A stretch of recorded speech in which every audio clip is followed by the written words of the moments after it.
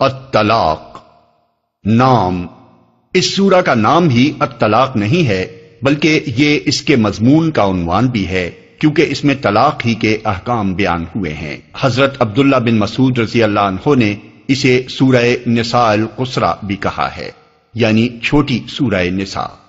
زمانہ نزول حضرت عبداللہ بن مسعود رضی اللہ عنہ نے صراحت فرمائی ہے، اور سورہ کے مضمون کی اندرونی شہادت بھی یہی ظاہر کرتی ہے کہ اس کا نزول لازماً سورہ بقرہ کی ان آیات کے بعد ہوا ہے جن میں طلاق کے احکام پہلی مرتبہ دیے گئے تھے۔ اگرچہ یہ تعین کرنا مشکل ہے کہ اس کا ٹھیک زمانہ نزول کیا ہے، لیکن بہرحال روایات سے اتنا ضرور معلوم ہوتا ہے کہ جب سورہ بقرہ کے احکام کو سمجھنے میں لوگ غلطیاں کرنے لگے اور عملاً بھی ان سے غلطیوں کا صدور ہونے لگا، تب اللہ تعالیٰ نے ان کی اصلاح کے لیے یہ ہدایات نازل فرمائیں۔ موضوع اور مضمون اس سورہ کے احکام کو سمجھنے کے لیے ضروری ہے کہ ان ہدایات کو پھر سے ذہن میں تازہ کر لیا جائے جو طلاق اور عدت کے متعلق اس سے پہلے قرآن مجید میں بیان ہو چکی ہیں۔ الطلاق مرتان فإمساك بمعروف أو تسريح بإحسان۔ البقرہ 229۔ طلاق دو بار ہے، پھر یا تو سیدھی طرح عورت کو روک لیا جائے یا بھلے طریقے سے رخصت کر دیا جائے۔ والمطلقات يتربصن بأنفسهن ثلاثة قروء ولا يحل لهن أن يكتمن ما خلق الله في أرحامهن إن كن يؤمن بالله واليوم الآخر وَبُعُولَتُهُنَّ أَحَقُّ بِرَدِّهِنَّ فِي ذَلِكَ إِنْ أَرَادُوا إِصْلَاحًا۔ البقرہ 228۔ اور مطلقہ عورتیں طلاق کے بعد 3 حیض تک اپنے آپ کو روکے رکھیں، اور ان کے شوہر اس مدت میں ان کو اپنی زوجیت میں واپس لے لینے کے حقدار ہیں اگر وہ اصلاح پر آمادہ ہوں۔ فَإِن طَلَّقَهَا فَلَا تَحِلُّ لَهُ مِن بَعْدُ حَتَّى تَنكِحَ زَوْجًا غَيْرَهُ۔ البقرہ 230۔ پھر اگر وہ تیسری بار اس کو طلاق دے دے تو اس کے بعد وہ اس کے لیے حلال نہ ہوگی یہاں تک کہ اس عورت کا نکاح کسی اور سے ہو جائے۔ اذا نكحتم المؤمنات ثم طلقتموهن من قبل ان تمسوهن فما لكم عليهن من عدة تعتدونها۔ الاحزاب 49۔ جب تم مومن عورتوں سے نکاح کرو اور پھر انہیں ہاتھ لگانے سے پہلے طلاق دے دو تو تمہارے لیے ان پر کوئی عدت لازم نہیں ہے جس کے پورے ہونے کا تم مطالبہ کر سکو۔ والذین یتوفون منکم ویذرون ازواجا یتربصن بانفسہن 4 اشہر وعشرا۔ البقرہ 234۔ اور تم میں سے جو لوگ مر جائیں اور پیچھے بیویاں چھوڑ جائیں تو وہ عورتیں 4 مہینے 10 دن تک اپنے آپ کو روکے رکھیں۔ ان آیات میں جو قواعد مقرر کیے گئے تھے وہ یہ تھے: ایک مرد زیادہ سے زیادہ اپنی بیوی کو 3 طلاق دے سکتا ہے۔ 2 1 یا 2 طلاق دینے کی صورت میں عدت کے اندر شوہر کو رجوع کا حق رہتا ہے، اور عدت گزر جانے کے بعد وہی مرد و عورت پھر نکاح کرنا چاہیں تو کر سکتے ہیں، اس کے لیے تحلیل کی کوئی شرط نہیں ہے۔ لیکن اگر مرد 3 طلاق دے دے تو عدت کے اندر رجوع کا حق ساقط ہو جاتا ہے، اور دوبارہ نکاح بھی اس وقت تک نہیں ہو سکتا جب تک عورت کا نکاح کسی اور مرد سے نہ ہو جائے اور وہ کبھی اپنی مرضی سے اس کو طلاق نہ دے دے۔ 3 مدخولہ عورت جس کو حیض آتا ہو، اس کی عدت یہ ہے کہ اسے طلاق کے بعد 3 مرتبہ حیض آ جائے۔ 1 طلاق یا 2 طلاق کی صورت میں اس عدت کے معنی یہ ہیں کہ عورت ابھی تک اس شخص کی زوجیت میں ہے اور وہ عدت کے اندر اس سے رجوع کر سکتا ہے، لیکن اگر مرد 3 طلاق دے چکا ہو تو یہ عدت رجوع کی گنجائش کے لیے نہیں ہے، بلکہ صرف اس لیے ہے کہ اس کے ختم ہونے سے پہلے عورت کسی اور شخص سے نکاح نہیں کر سکتی۔ 4، غیر مدخولہ عورت جسے ہاتھ لگانے سے پہلے ہی طلاق دے دی جائے اس کے لیے کوئی عدت نہیں ہے، وہ چاہے تو طلاق کے بعد فوراً نکاح کر سکتی ہے۔ 5، جس عورت کا شوہر مر جائے اس کی عدت 4 مہینے 10 دن ہے۔ اب یہ بات اچھی طرح سمجھ لینی چاہیے کہ سورہ طلاق ان قواعد میں سے کسی قاعدے کو منسوخ کرنے یا اس میں ترمیم کرنے کے لیے نازل نہیں ہوئی ہے، بلکہ 2 مقاصد کے لیے نازل ہوئی ہے۔ ایک یہ کہ مرد کو طلاق کا جو اختیار دیا گیا ہے اسے استعمال کرنے کے ایسے حکیمانہ طریقے بتائے جائیں جن سے حتی الامکان علیحدگی کی نوبت نہ آنے پائے، اور علیحدگی ہو تو بدرجۂ آخر ایسی حالت میں ہو جبکہ باہمی موافقت کے سارے امکانات ختم ہو چکے ہوں، کیونکہ خدا کی شریعت میں طلاق کی گنجائش صرف ایک ناگزیر ضرورت کے طور پر رکھی گئی ہے، ورنہ اللہ تعالیٰ اس بات کو سخت ناپسند فرماتا ہے کہ ایک مرد اور ایک عورت کے درمیان جو ازدواجی تعلق قائم ہو چکا ہو وہ پھر کبھی ٹوٹ جائے۔ نبی صلی اللہ علیہ وسلم کا ارشاد ہے کہ اللہ نے کسی ایسی چیز کو حلال نہیں کیا ہے جو طلاق سے بڑھ کر اسے ناپسند ہو، اور تمام حلال چیزوں میں اللہ کو سب سے زیادہ ناپسند طلاق ہے۔ ابو داؤد۔ دوسرا مقصد یہ ہے کہ سورہ بقرہ کے احکام کے بعد جو مزید مسائل جواب طلب باقی رہ گئے تھے ان کا جواب دے کر اسلام کے آئلی قانون کے اس شعبے کی تکمیل کر دی جائے۔ اس سلسلے میں یہ بتایا گیا ہے کہ جن مدخولہ عورتوں کو حیض آنا بند ہو گیا ہو یا جنہیں ابھی حیض آنا شروع ہی نہ ہوا ہو، طلاق کی صورت میں ان کی عدت کیا ہوگی، اور جو عورت حاملہ ہو اسے اگر طلاق دے دی جائے یا اس کا شوہر مر جائے تو اس کی عدت کی مدت کیا ہے، اور مختلف قسم کی متعلقہ عورتوں کے نفقے اور سکونت کا انتظام کس طرح ہوگا، اور جس بچے کے والدین طلاق کے ذریعے سے الگ ہو چکے ہوں اس کی رضاعت کا انتظام کس طرح کیا جائے۔ بسم اللہ الرحمن الرحیم۔ شروع اللہ کے نام سے جو رحمان و رحیم ہے۔ یا ایہا النبی اذا طلقتم النساء فطلقوهن لعدتهن وأحصوا العدة واتقوا الله ربكم لا تخرجوهن من بيوتهن ولا يخرجن إلا أن يأتين بفاحشة مبينة وتلك حدود الله ومن يتعد حدود الله فقد ظلم نفسه لا تدري لعل الله يحدث بعد ذلك امرا۔ اے نبی، جب تم لوگ عورتوں کو طلاق دو تو انہیں ان کی عدت کے لیے طلاق دیا کرو، اور عدت کے زمانے کا ٹھیک ٹھیک شمار کرو، اور اللہ سے ڈرو جو تمہارا رب ہے۔ زمانہ عدت میں نہ تم انہیں ان کے گھروں سے نکالو اور نہ وہ خود نکلیں، الا یہ کہ وہ کسی صریح برائی کی مرتکب ہوں۔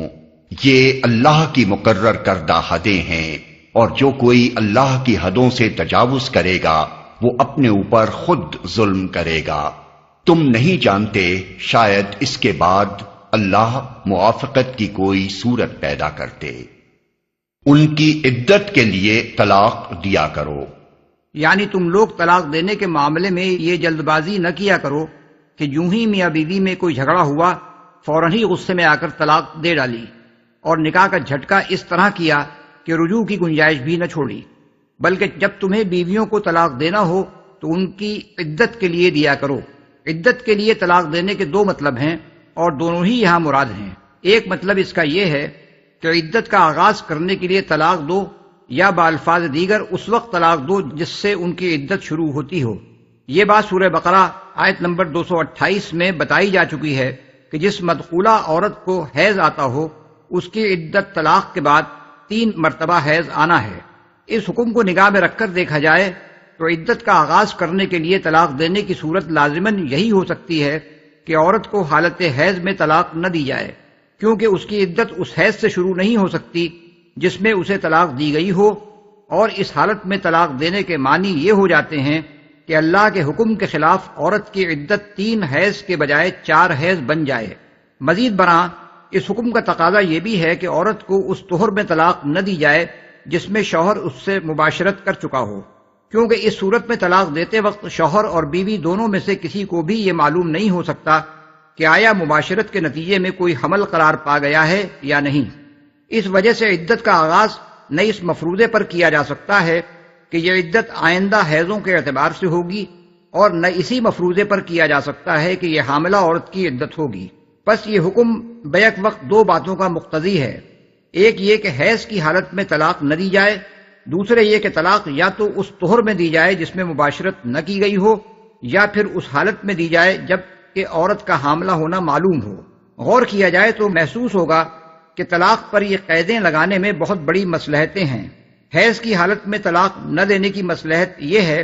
کہ یہ وہ حالت ہوتی ہے جس میں عورت اور مرد کے درمیان مباشرت ممنوع ہونے کی وجہ سے ایک طرح کا بعد پیدا ہو جاتا ہے،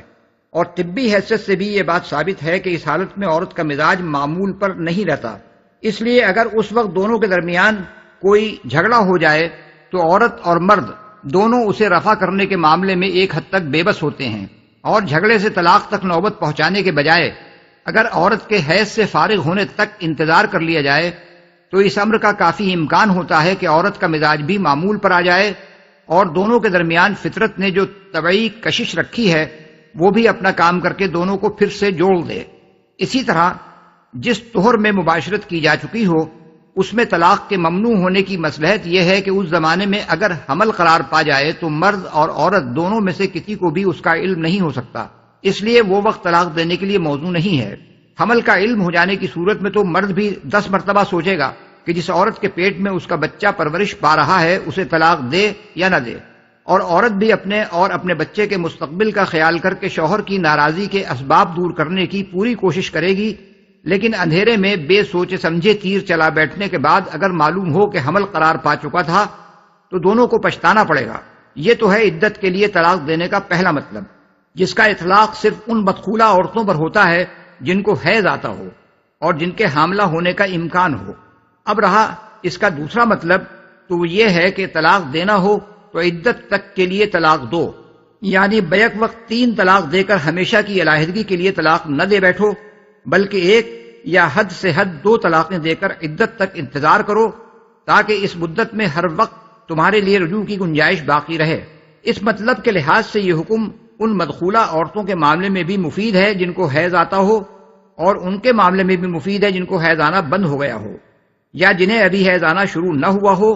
یا جن کا طلاق کے وقت حاملہ ہونا معلوم ہو۔ اس فرمان الہی کی پیروی کی جائے تو کسی شخص کو بھی طلاق دے کر پچھتانا نہ پڑے،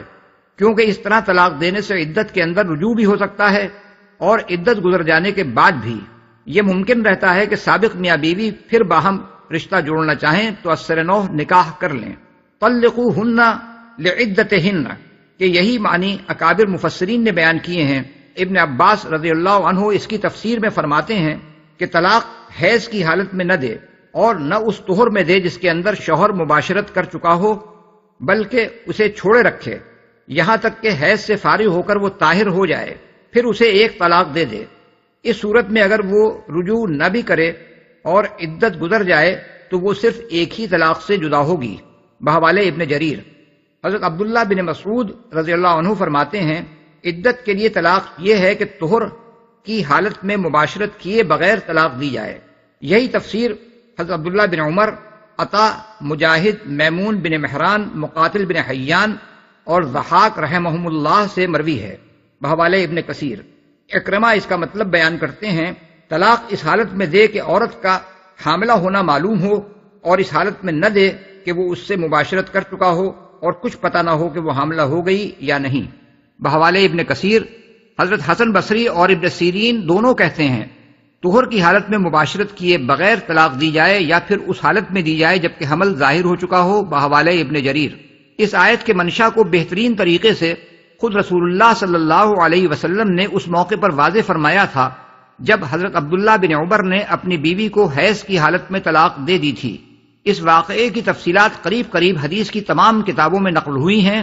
اور وہی در حقیقت اس معاملے میں قانون کی ماخذ ہیں۔ قصہ اس کا یہ ہے کہ جب حضرت عبداللہ نے اپنی بیوی کو حیض کی حالت میں طلاق دی تو حضرت عمر رضی اللہ عنہ نے جا کر حضور صلی اللہ علیہ وسلم سے اس کا ذکر کیا۔ آپ سن کر سخت ناراض ہوئے اور فرمایا کہ اس کو حکم دو کہ بیوی سے رجوع کر لے اور اسے اپنی زوجیت میں روکے رکھے یہاں تک کہ وہ طاہر ہو، پھر اسے حیض آئے اور اس سے بھی فارغ ہو کر وہ پاک ہو جائے۔ اس کے بعد اگر وہ اسے طلاق دینا چاہے تو طہر کی حالت میں مباشرت کیے بغیر طلاق دے۔ یہی وہ عدت ہے جس کے لیے طلاق دینے کا اللہ عز و جل نے حکم دیا ہے۔ ایک روایت کے الفاظ یہ ہیں کہ یا تو طہر کی حالت میں مباشرت کیے بغیر طلاق دے یا پھر ایسی حالت میں دے جب کہ اس کا حمل ظاہر ہو چکا ہو۔ اس آیت کے منشا پر مزید روشنی چند اور احادیث بھی ڈالتی ہیں جو رسول اللہ صلی اللہ علیہ وسلم اور اکابر صحابہ سے منقول ہیں۔ نسائی میں روایت ہے کہ رسول اللہ صلی اللہ علیہ وسلم کو اطلاع دی گئی کہ ایک شخص نے اپنی بیوی کو بیک وقت 3 طلاقیں دے ڈالی ہیں۔ حضور صلی اللہ علیہ وسلم یہ سن کر غصے میں کھڑے ہو گئے اور فرمایا ایلعبوا بکتاب اللہ وانا بین اظہرکم، یعنی کیا اللہ کی کتاب کے ساتھ کھیل کیا جا رہا ہے حالانکہ میں تمہارے درمیان موجود ہوں۔ اس حرکت پر حضور کے غصے کی کیفیت دیکھ کر ایک شخص نے پوچھا کیا میں اسے قتل نہ کر دوں؟ عبد الرزاق نے حضرت عبادہ بن صامت کے متعلق روایت نقل کی ہے کہ ان کے والد نے اپنی بیوی کو 1000 طلاقیں دے ڈالیں۔ انہوں نے جا کر رسول اللہ صلی اللہ علیہ وسلم سے مسئلہ پوچھا۔ آپ نے فرمایا بانت منہ بثلاث فی معصیت اللہ تعالی وبقا 900 و97 ظلما وعدوانا انشاء اللہ عذبہ وانشاء غفر لہ، یعنی 3 طلاقوں کے ذریعے سے تو اللہ کی نافرمانی کے ساتھ وہ عورت اس سے جدا ہو گئی اور 997 ظلم اور عدوان کے طور پر باقی رہ گئے جن پر اللہ چاہے تو اسے عذاب دے اور چاہے تو معاف کر دے۔ حضرت عبداللہ بن عمر کے قصے کی جو تفصیل دارقطنی اور ابن ابی شیبہ میں روایت ہوئی ہے، اس میں ایک بات یہ بھی ہے کہ حضور صلی اللہ علیہ وسلم نے جب حضرت عبداللہ بن عمر کو بیوی سے رجوع کرنے کا حکم دیا تو انہوں نے پوچھا اگر میں اس کو 3 طلاق دے دیتا تو کیا پھر بھی میں رجوع کر سکتا تھا؟ حضور صلی اللہ علیہ وسلم نے جواب دیا لا کانت تبین منکا و کانت معصیہ، یعنی نہیں، وہ تجھ سے جدا ہو جاتی اور یہ فعل معصیت ہوتا۔ ایک روایت میں آپ کے الفاظ یہ ہیں کہ اذا قد عصیت ربک و بانت منکم راتک، یعنی اگر تم ایسا کرتے تو اپنے رب کی نافرمانی کرتے اور تمہاری بیوی تم سے جدا ہو جاتی۔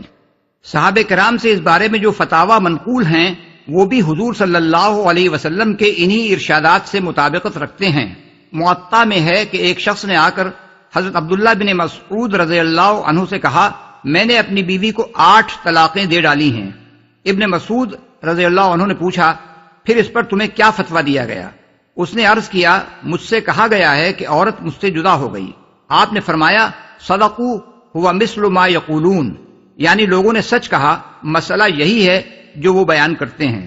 عبد الرزاق نے علقمہ سے روایت نقل کی ہے کہ ایک شخص نے ابن مسعود رضی اللہ عنہ سے کہا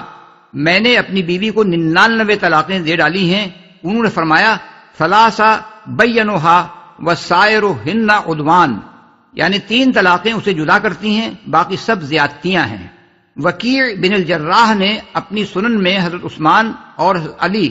رضی اللہ عنہما دونوں کا یہی مسلک نقل کیا ہے۔ حضرت عثمان رضی اللہ عنہ سے ایک شخص نے آ کر عرض کیا کہ میں اپنی بیوی کو 1000 طلاقیں دے بیٹھا ہوں۔ انہوں نے فرمایا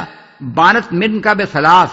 یعنی وہ 3 طلاقوں سے تجھ سے جدا ہو گئی۔ ایسا ہی واقعہ حضرت علی رضی اللہ عنہ کے سامنے پیش ہوا تو انہوں نے جواب دیا بانت من کا بثلاث وقسم سائرہن علی نسائک، یعنی 3 طلاقوں سے تو وہ تجھ سے جدا ہو گئی، باقی طلاقوں کو اپنی دوسری عورتوں پر تقسیم کرتا پھر۔ ابو داؤد اور ابن جریر نے تھوڑے لفظی فرق کے ساتھ مجاہد کی روایت نقل کی ہے کہ وہ ابن عباس کے پاس بیٹھے تھے، اتنے میں ایک شخص آیا اور اس نے کہا کہ میں اپنی بیوی کو 3 طلاقیں دے بیٹھا ہوں۔ ابن عباس سن کر خاموش رہے، حتیٰ کہ میں نے خیال کیا شاید یہ اس کی بیوی کو اس کی طرف پلٹا دینے والے ہیں۔ پھر انہوں نے فرمایا تم میں سے ایک شخص پہلے طلاق دینے میں حماقت کا ارتکاب کر گزرتا ہے، اس کے بعد آ کر کہتا ہے یا ابن عباس یا ابن عباس، حالانکہ اللہ تعالیٰ نے فرمایا ہے کہ جو کوئی اللہ سے ڈرتے ہوئے کام کرے گا اللہ اس کے لیے مشکلات سے نکلنے کا راستہ پیدا کر دے گا، اور تو نے اللہ سے تقوی نہیں کیا، اب میں تیرے لیے کوئی راستہ نہیں پاتا، تو نے اپنے رب کی نافرمانی کی اور تیری بیوی تجھ سے جدا ہو گئی۔ ایک اور روایت جسے موطا اور تفسیر ابن جریر میں کچھ لفظی فرق کے ساتھ مجاہدی سے نقل کیا گیا ہے، اس میں یہ ذکر ہے کہ ایک شخص نے اپنی بیوی کو 100 طلاقیں دے دیں۔ پھر ابن عباس سے مسئلہ پوچھا، انہوں نے جواب دیا 3 طلاقوں سے تو وہ تجھ سے جدا ہو گئی، باقی 97 سے تو نے اللہ کی آیات کو کھیل بنایا۔ یہ موطا کے الفاظ ہیں۔ ابن جریر میں ابن عباس کے جواب کے الفاظ یہ ہیں، تو نے اپنے رب کی نافرمانی کی اور تیری بیوی تجھ سے جدا ہو گئی، اور تو نے اللہ کا خوف نہیں کیا کہ وہ تیرے لیے اس مشکل سے نکلنے کا کوئی راستہ پیدا کرتا۔ امام طحاوی نے روایت نقل کی ہے کہ ایک شخص ابن عباس کے پاس آیا اور اس نے کہا، میرے چچا نے اپنی بیوی کو 3 طلاقیں دے ڈالی ہیں۔ انہوں نے جواب دیا، ان عمک عصى الله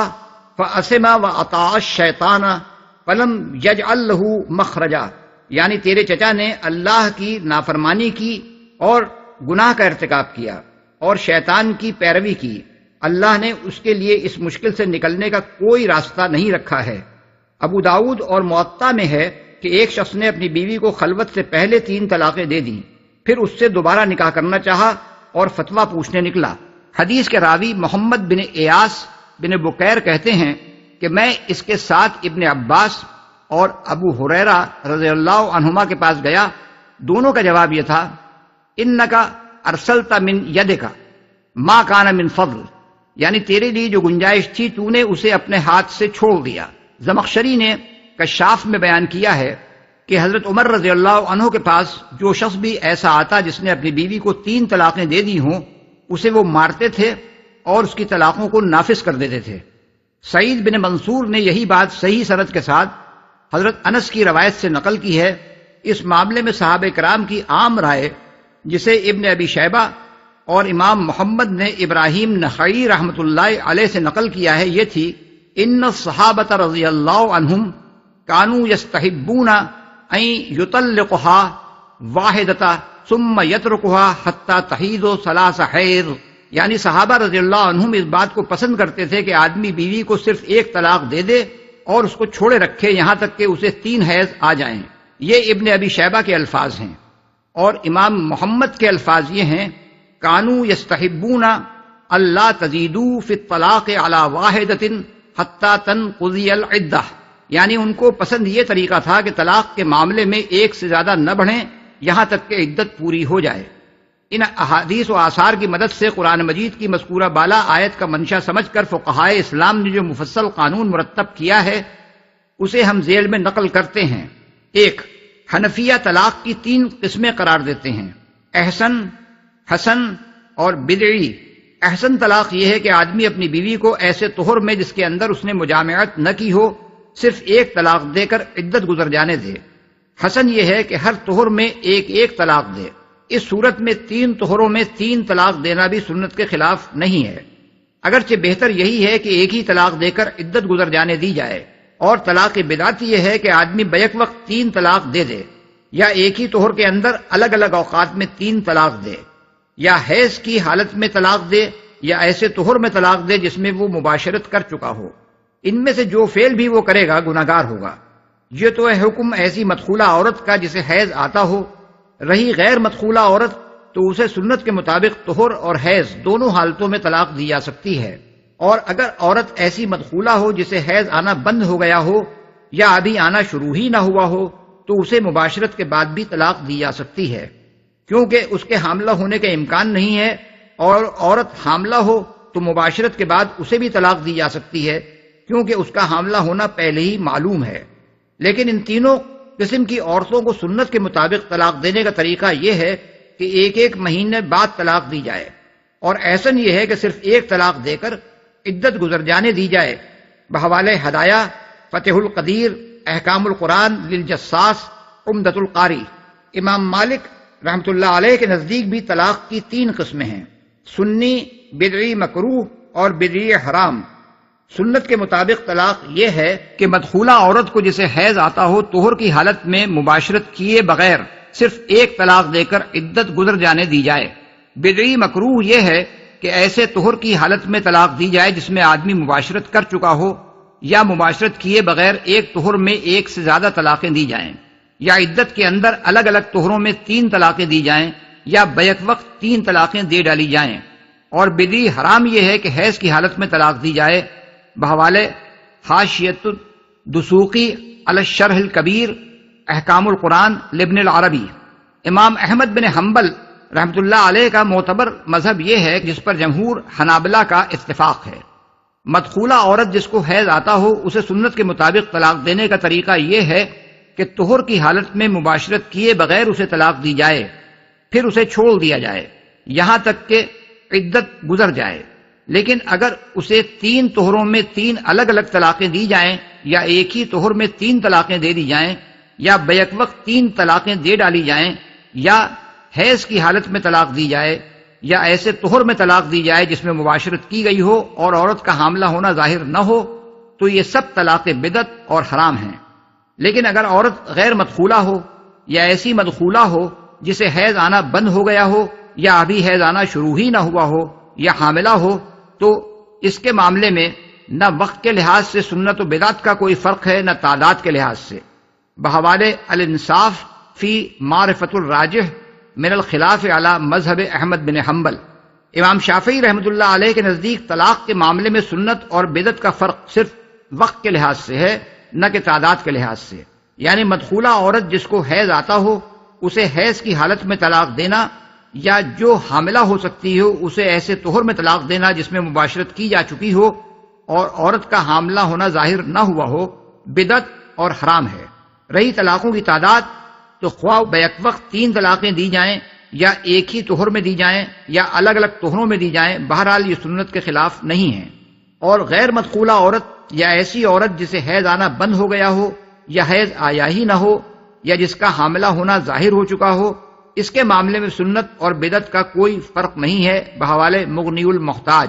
2، کسی طلاق کے بدعت، مکروہ، حرام یا گناہ ہونے کا مطلب ائمہ 4 کے نزدیک یہ نہیں ہے کہ وہ واقع ہی نہ ہو۔ چاروں مذاہب میں طلاق خواہ حیض کی حالت میں دی گئی ہو، یا بیک وقت 3 طلاقیں دے دی گئی ہوں، یا ایسے طہر میں طلاق دی گئی ہو جس میں مباشرت کی جا چکی ہو اور عورت کا حاملہ ہونا ظاہر نہ ہوا ہو، یا کسی اور ایسے طریقے سے دی گئی ہو جسے کسی امام نے بدعت قرار دیا ہے، بہرحال واقع ہو جاتی ہے اگرچہ آدمی گناہگار ہوتا ہے۔ لیکن بعض دوسرے مجتہدین نے اس مسئلے میں ائمہ 4 سے اختلاف کیا ہے۔ سعید بن المسیب اور بعض دوسرے تابعین کہتے ہیں کہ جو شخص سنت کے خلاف حیض کی حالت میں طلاق دے یا بیک وقت 3 طلاق دے دے، اس کی طلاق سرے سے واقع ہی نہیں ہوتی۔ یہی رائے امامیہ کی ہے، اور اس رائے کی بنیاد یہ ہے کہ ایسا کرنا چونکہ ممنوع ہے اور بدعت محرمہ ہے، اس لیے یہ غیر مؤثر ہے۔ حالانکہ اوپر جو احادیث ہم نقل کر آئے ہیں ان میں یہ بیان ہوا ہے کہ حضرت عبداللہ بن عمر نے جب بیوی کو حالت حیض میں طلاق دی تو حضور صلی اللہ علیہ وسلم نے انہیں رجوع کا حکم دیا۔ اگر یہ طلاق واقعی نہیں ہوئی ہوتی تو رجوع کا حکم دینے کے کیا معنی؟ اور یہ بھی بکثرت احادیث سے ثابت ہے کہ حضور صلی اللہ علیہ وسلم نے اور اکابر صحابہ رضوان اللہ تعالی علیہم اجمعین نے ایک سے زیادہ طلاق دینے والے کو اگرچہ گناہگار قرار دیا ہے مگر اس کی طلاق کو غیر مؤثر قرار نہیں دیا۔ طاؤوس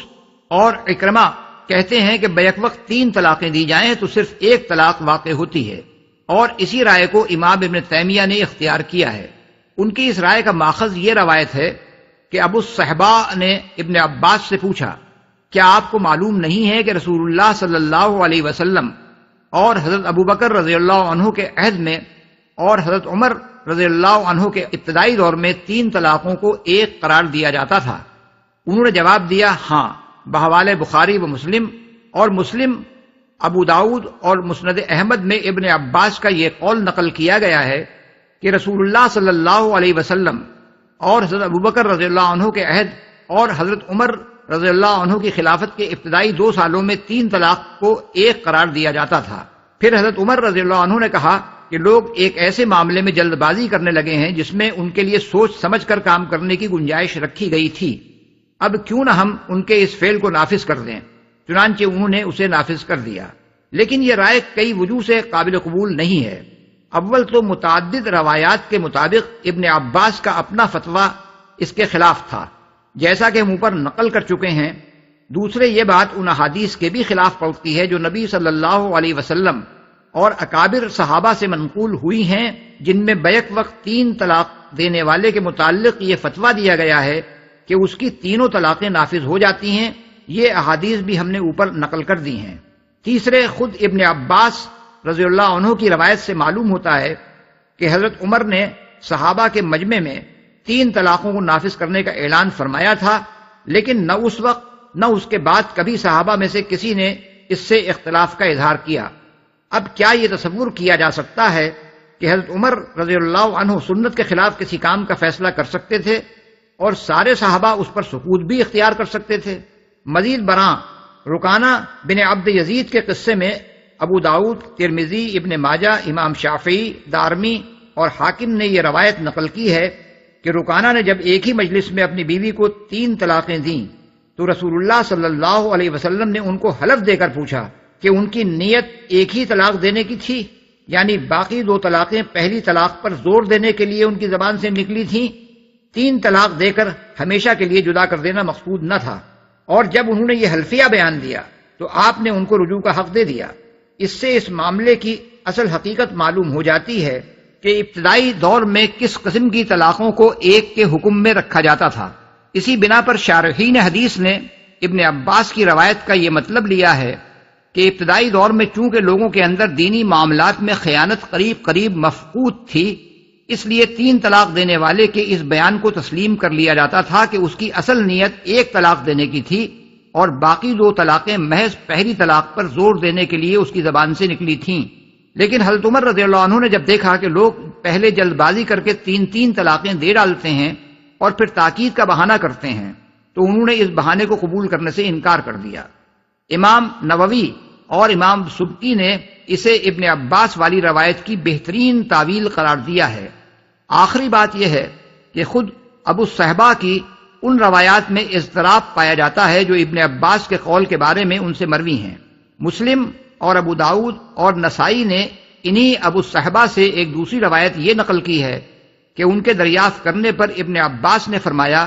کہ ایک شخص جب خلوت سے پہلے اپنی بیوی کو 3 طلاقیں دے دیتا تھا تو رسول اللہ صلی اللہ علیہ وسلم اور ابو بکر رضی اللہ عنہ کے عہد اور حضرت عمر رضی اللہ عنہ کے ابتدائی دور میں اس کو 1 طلاق قرار دیا جاتا تھا۔ اس طرح ایک ہی راوی نے ابن عباس سے 2 مختلف مضمونوں کی روایتیں نقل کی ہیں اور یہ اختلاف دونوں روایتوں کو کمزور کر دیتا ہے۔ 3،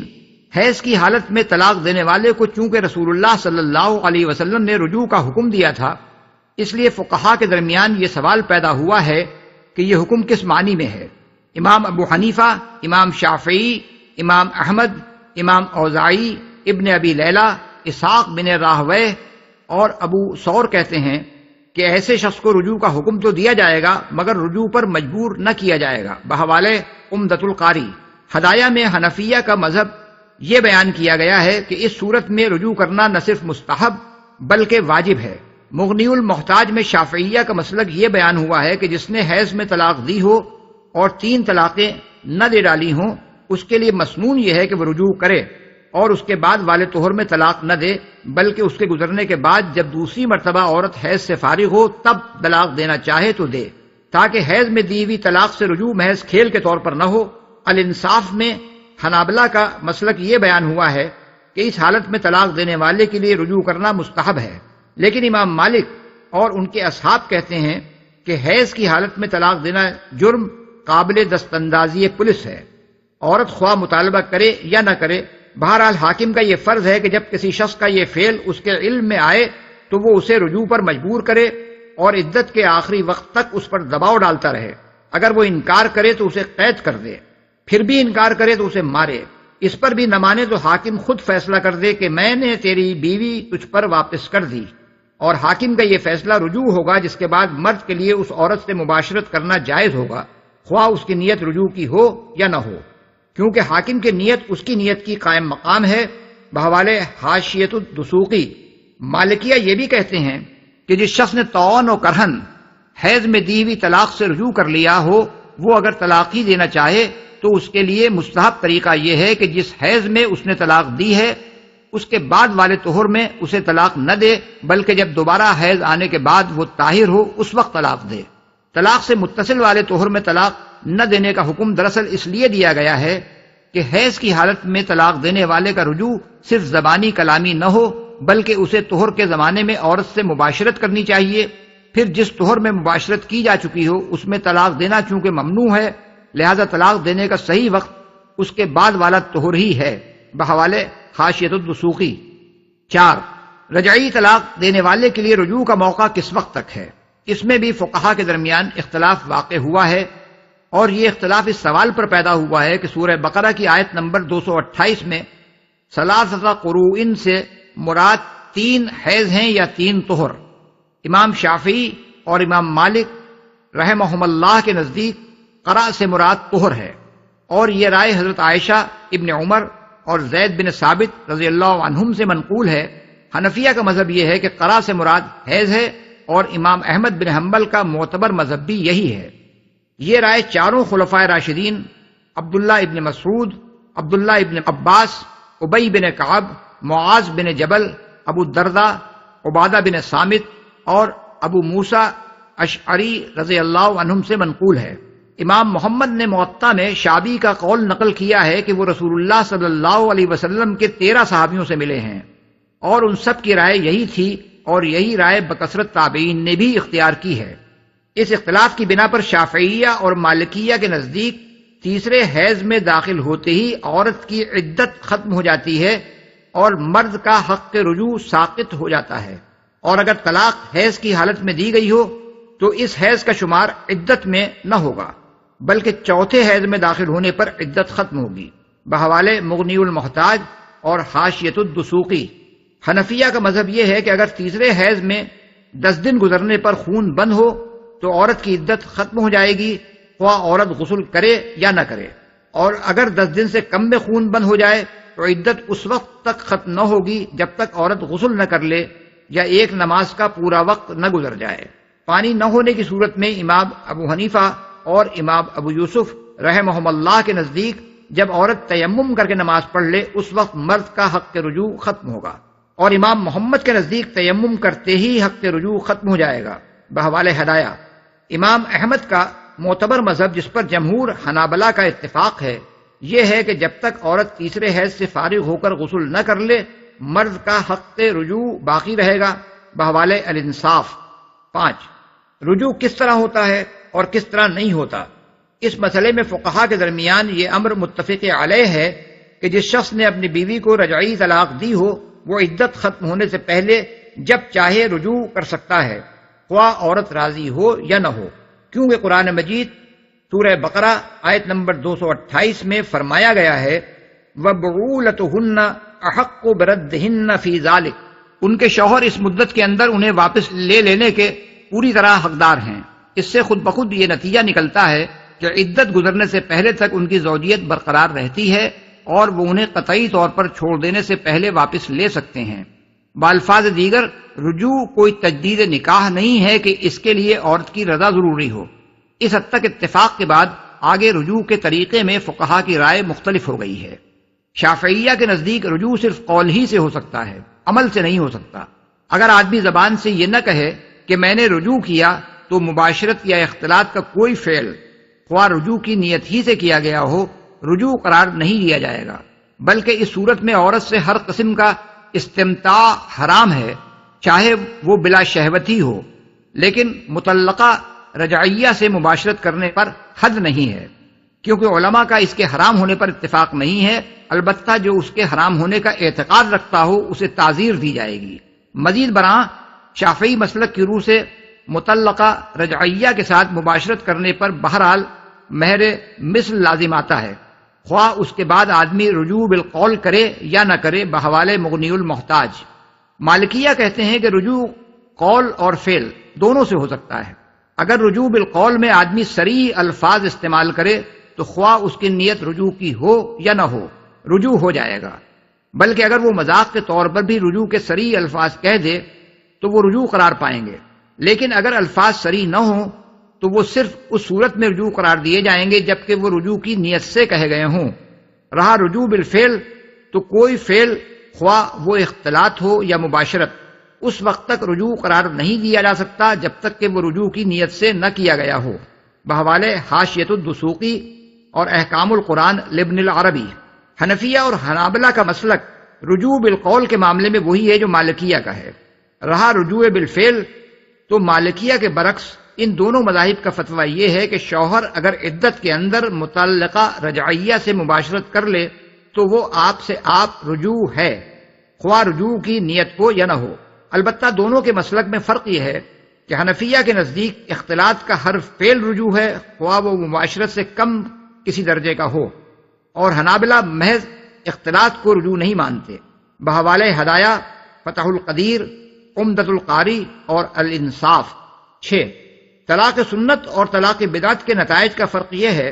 کہ ایک طلاق یا دو طلاق دینے کی صورت میں اگر عدت گزر بھی جائے تو متعلقہ عورت اور اس کے سابق شوہر کے درمیان باہمی رضامندی سے پھر نکاح ہو سکتا ہے، لیکن اگر آدمی 3 طلاق دے چکا ہو تو نہ عدت کے اندر رجوع ممکن ہے اور نہ عدت گزر جانے کے بعد دوبارہ نکاح کیا جا سکتا ہے، الا یہ کہ اس عورت کا نکاح کسی اور شخص سے ہو، وہ نکاح صحیح نوعیت کا ہو، دوسرا شوہر اس عورت سے مباشرت بھی کر چکا ہو، پھر یا تو وہ اسے طلاق دے دے یا مر جائے۔ اس کے بعد اگر عورت اور اس کا سابق شوہر باہمی رضامندی کے ساتھ اثر نو نکاح کرنا چاہیں تو کر سکتے ہیں۔ احادیث کی اکثر کتابوں میں صحیح سند کے ساتھ یہ روایت آئی ہے کہ رسول اللہ صلی اللہ علیہ وسلم سے پوچھا گیا کہ ایک شخص نے اپنی بیوی کو 3 طلاقیں دے دیں، پھر اس عورت نے دوسرے شخص سے نکاح کر لیا اور اس دوسرے شوہر کے ساتھ اس کی خلوت بھی ہوئی مگر مباشرت نہیں ہوئی، پھر اس نے اسے طلاق دے دی۔ اب کیا اس عورت کا اپنے سابق شوہر سے دوبارہ نکاح ہو سکتا ہے؟ حضور نے جواب دیا، لا حتی یذوق الآخر من عسیلتها ما ذاق الاول، یعنی نہیں جب تک کہ دوسرا شوہر اس سے اسی طرح لطف اندوز نہ ہو چکا ہو جس طرح پہلا شوہر ہوا تھا۔ رہا سازشی نکاح، جس میں پہلے سے یہ طے شدہ ہو کہ عورت کو سابق شوہر کے لیے حلال کرنے کی خاطر ایک آدمی اس سے نکاح کرے گا اور مباشرت کرنے کے بعد اسے طلاق دے دے گا، تو امام ابو یوسف کے نزدیک یہ نکاح فاسد ہے، اور امام ابو حنیفہ کے نزدیک اس سے تحلیل تو ہو جائے گی مگر یہ فعل مکروہ تحریمی ہے۔ حضرت عبداللہ بن مسعود رضی اللہ عنہ کی روایت ہے کہ رسول اللہ صلی اللہ علیہ وسلم نے فرمایا، لعن اللہ المحلل والمحلل لہو، یعنی اللہ نے تحلیل کرنے والے اور تحلیل کرانے والے دونوں پر لعنت فرمائی ہے۔ بحوالہ ترمذی اور نسائی۔ حضرت عقبہ بن عامر کہتے ہیں کہ رسول اللہ صلی اللہ علیہ وسلم نے صحابہ سے پوچھا، الا اخبرکم بالتیس المستعار، یعنی کیا میں تمہیں نہ بتاؤں کہ کرائے کا سانڈ کون ہوتا ہے؟ صحابہ رضوان اللہ تعالی علیہم اجمعین نے عرض کیا، ضرور ارشاد فرمائیں۔ فرمایا، هو المحلل لعن اللہ المحلل والمحلل لہ، یعنی وہ تحلیل کرنے والا ہے، خدا کی لعنت ہے تحلیل کرنے والے پر بھی اور اس شخص پر بھی جس کے لیے تحلیل کی جائے۔ بحوالہ ابن ماجہ، دارقطنی۔ ٹھیک ٹھیک شمار کرو۔ اس حکم کا خطاب مردوں سے بھی ہے اور عورتوں سے بھی اور ان کے خاندان والوں سے بھی۔ مطلب یہ ہے کہ طلاق کو کھیل نہ سمجھ بیٹھو کہ طلاق کا اہم معاملہ پیش آنے کے بعد یہ بھی یاد نہ رکھا جائے کہ کب طلاق دی گئی ہے، کب عدت شروع ہوئی اور کب اس کو ختم ہونا ہے۔ طلاق ایک نہایت نازک معاملہ ہے جس سے عورت اور مرد اور ان کی اولاد اور ان کے خاندان کے لیے بہت سے قانونی مسائل پیدا ہوتے ہیں۔ اس لیے جب طلاق دی جائے تو اس کے وقت اور تاریخ کو یاد رکھا جائے اور یہ بھی یاد رکھا جائے کہ کس حالت میں عورت کو طلاق دی گئی ہے، اور حساب لگا کر دیکھا جائے کہ عدت کا آغاز کب ہوا ہے، کب تک وہ باقی ہے اور کب وہ ختم ہو گئی۔ اسی حساب پر ان امور کا فیصلہ موقوف ہے کہ شوہر کو کب تک رجوع کا حق ہے، کب تک اسے عورت کو گھر میں رکھنا ہے، کب تک اس کا نفقہ دینا ہے، کب تک وہ عورت کا وارث ہوگا اور عورت اس کی وارث ہوگی، کب عورت اس سے جدا ہو جائے گی اور اسے دوسرا نکاح کر لینے کا حق حاصل ہو جائے گا۔ اور اگر یہ معاملہ کسی مقدمے کی صورت اختیار کر جائے تو عدالت کو بھی صحیح فیصلہ کرنے کے لیے طلاق کی صحیح تاریخ اور وقت اور عورت کی حالت معلوم ہونے کی ضرورت ہوگی، کیونکہ اس کے بغیر وہ مدخولہ اور غیر مدخولہ، حاملہ اور غیر حاملہ، بے حیض اور باحیض، رجعیہ اور غیر رجعیہ عورتوں کے معاملے میں طلاق سے پیدا شدہ مسائل کا صحیح فیصلہ نہیں کر سکتی۔ نہ وہ خود نکلیں، یعنی نہ مرد غصے میں آ کر عورت کو گھر سے نکال دے اور نہ عورت خود ہی بگڑ کر گھر چھوڑ دے۔ عدت تک گھر اس کا ہے، اسی گھر میں دونوں کو رہنا چاہیے تاکہ باہم موافقت کی کوئی صورت اگر نکل سکتی ہو تو اس سے فائدہ اٹھایا جا سکے۔ طلاق اگر رجعی ہو تو کسی وقت بھی شوہر کی طبیعت بیوی کی طرف مائل ہو سکتی ہے اور بیوی بھی اختلاف کے اسباب کو دور کر کے شوہر کو راضی کرنے کی کوشش کر سکتی ہے۔ دونوں ایک گھر میں موجود رہیں گے تو 3 مہینے تک یا 3 حیض آنے تک یا حمل کی صورت میں وضع حمل تک اس کے مواقع بارہا پیش آ سکتے ہیں، لیکن اگر مرد جلد بازی کر کے اسے نکال دے یا عورت ناسمجھی سے کام لے کر میکے جا بیٹھے تو اس صورت میں رجوع کے امکانات بہت کم رہ جاتے ہیں اور بالعموم طلاق کا انجام آخر کار مستقل علیحدگی ہو کر رہتا ہے۔ اسی لیے فقہا نے یہاں تک کہا ہے کہ طلاق رجعی کی صورت میں جو عورت عدت گزار رہی ہو اسے بناؤ سنگار کرنا چاہیے تاکہ شوہر اس کی طرف مائل ہو بحوالے ہدایہ اور الانصاف۔ فقہا کے درمیان اس امر میں اتفاق ہے کہ مطلقہ رجعیہ کو عدت کے زمانے میں سکونت اور نفقے کا حق ہے، اور عورت کے لیے جائز نہیں ہے کہ شوہر کی اجازت کے بغیر گھر سے جائے، اور مرد کے لیے بھی یہ جائز نہیں ہے کہ اسے گھر سے نکالے۔ اگر مرد اسے نکالے گا تو گناہگار ہوگا، اور عورت اگر خود نکلے گی تو گناہگار بھی ہوگی اور نفقے و سکونت کے حق سے بھی محروم ہو جائے گی۔ صریح برائی کی مرتکب ہوں۔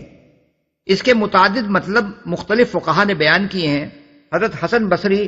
عامر شعبی، زید بن اسلم، ضحاک، مجاہد، اکرمہ، ابن زید، حماد اور لیث رحمہم اللہ کہتے ہیں کہ اس سے مراد بدکاری ہے۔ ابن عباس کہتے ہیں اس سے مراد بدزبانی ہے، یعنی یہ کہ طلاق کے بعد بھی عورت کا مزاج درستی پر نہ آئے بلکہ وہ عدت کے زمانے میں شوہر اور اس کے خاندان والوں سے جھگڑتی اور بدزبانی کرتی رہے۔ قتادہ کہتے ہیں کہ اس سے مراد نشوز ہے، یعنی عورت کو نشوز کی بنا پر طلاق دی گئی ہو اور عدت کے زمانے میں بھی وہ شوہر کے مقابلے پر سرکشی کرنے سے باز نہ آئے۔ عبداللہ بن عمر، سدی، ابن الصائب اور ابراہیم نخعی کہتے ہیں کہ اس سے مراد عورت کا گھر سے نکل جانا ہے، یعنی ان کی رائے میں طلاق کے بعد عدت کے زمانے میں عورت کا گھر چھوڑ کر نکل جانا بجائے خود فاحشت مبینہ یعنی صریح برائی کا ارتکاب ہے، اور یہ ارشاد کہ وہ نہ خود نکلیں الا یہ کہ صریح برائی کی مرتکب ہوں، کچھ اس طرح کا کلام ہے جیسے کوئی کہے کہ تم کسی کو گالی نہ دو الا یہ کہ بدتمیز بنو۔ ان 4 اقوال میں سے پہلے 3 قولوں کے مطابق الا یہ کا تعلق ان کو گھروں سے نہ نکالو کے ساتھ ہے، اور اس فقرے کا مطلب یہ ہے کہ اگر وہ بدچلنی یا بدزبانی یا نشوز کی مرتکب ہوں تو انہیں نکال دینا جائز ہوگا، اور چوتھے قول کی روح سے اس کا تعلق اور نہ خود نکلیں کے ساتھ ہے، اور مطلب یہ ہے کہ اگر وہ نکلیں گی تو صریح برائی کی مرتکب ہوں گی۔ کوئی صورت پیدا کرتے۔ یہ دونوں فقرے ان لوگوں کے خیال کی بھی تردید کرتے ہیں جو اس بات کے قائل ہیں کہ حیض کی حالت میں طلاق دینے یا بیک وقت 3 طلاق دے دینے سے کوئی طلاق سرے سے واقع ہی نہیں ہوتی، اور ان لوگوں کی رائے کو بھی غلط ثابت کر دیتے ہیں جن کا خیال یہ ہے کہ بیک وقت 3 طلاق ایک ہی طلاق کے حکم میں ہیں۔ سوال یہ ہے کہ اگر بدعی طلاق واقع ہی نہیں ہوتی یا 3 طلاق ایک ہی طلاق رجعی کے حکم میں ہیں تو یہ کہنے کی آخر ضرورت ہی کیا رہ جاتی ہے کہ جو اللہ کی حدود یعنی سنت کے بتائے ہوئے طریقے کی خلاف ورزی کرے گا وہ اپنے نفس پر ظلم کرے گا، اور تم نہیں جانتے شاید اس کے بعد اللہ موافقت کی کوئی صورت پیدا کر دے۔ یہ دونوں باتیں تو اسی صورت میں بامانی ہو سکتی ہیں جبکہ سنت کے خلاف طلاق دینے سے واقعی کوئی نقصان ہوتا ہو جس پر آدمی کو پچھتانا پڑے، اور 3 طلاق بیک وقت دے بیٹھنے سے رجوع کا کوئی امکان باقی نہ رہتا ہو، ورنہ ظاہر ہے کہ جو طلاق واقع ہی نہ ہو اس سے حدود اللہ پر کوئی تعدی نہیں ہوتی جو اپنے نفس پر ظلم قرار پائے، اور جو طلاق بہرحال رجعی ہی ہو اس کے بعد تو لازماً موافقت کی صورت باقی رہتی ہے۔ پھر یہ کہنے کی کوئی حاجت نہیں ہے کہ شاید اس کے بعد اللہ موافقت کی کوئی صورت پیدا کر دے۔ اس مقام پر ایک مرتبہ پھر سورہ بقرہ کی آیات 228 تا 230 اور سورہ طلاق کی زیر بحث آیات کے باہمی تعلق کو اچھی طرح سمجھ لینا چاہیے۔ سورہ بقرہ میں طلاق کا نصاب 3 بتایا گیا ہے، جن میں سے 2 کے بعد رجوع کا حق اور عدت گزر جانے کے بعد بلا تحلیل دوبارہ نکاح کر لینے کا حق باقی رہتا ہے، اور تیسری طلاق دے دینے سے یہ دونوں حق ساقط ہو جاتے ہیں۔ سورہ طلاق کی یہ آیات اس حکم میں کسی ترمیم و تنسیخ کے لیے نازل نہیں ہوئی ہیں، بلکہ یہ بتانے کے لیے نازل ہوئی ہیں کہ بیویوں کو طلاق دینے کے جو اختیارات مردوں کو دیے گئے ہیں ان کو استعمال کرنے کی دانشمندانہ صورت کیا ہے، جس کی پیروی اگر کی جائے تو گھر بگڑنے سے بچ سکتے ہیں۔ طلاق دے کر پچھتانے کی نوبت پیش نہیں آ سکتی، موافقت پیدا ہونے کے زیادہ سے زیادہ مواقع باقی رہتے ہیں، اور اگر بالآخر علیحدگی ہو بھی جائے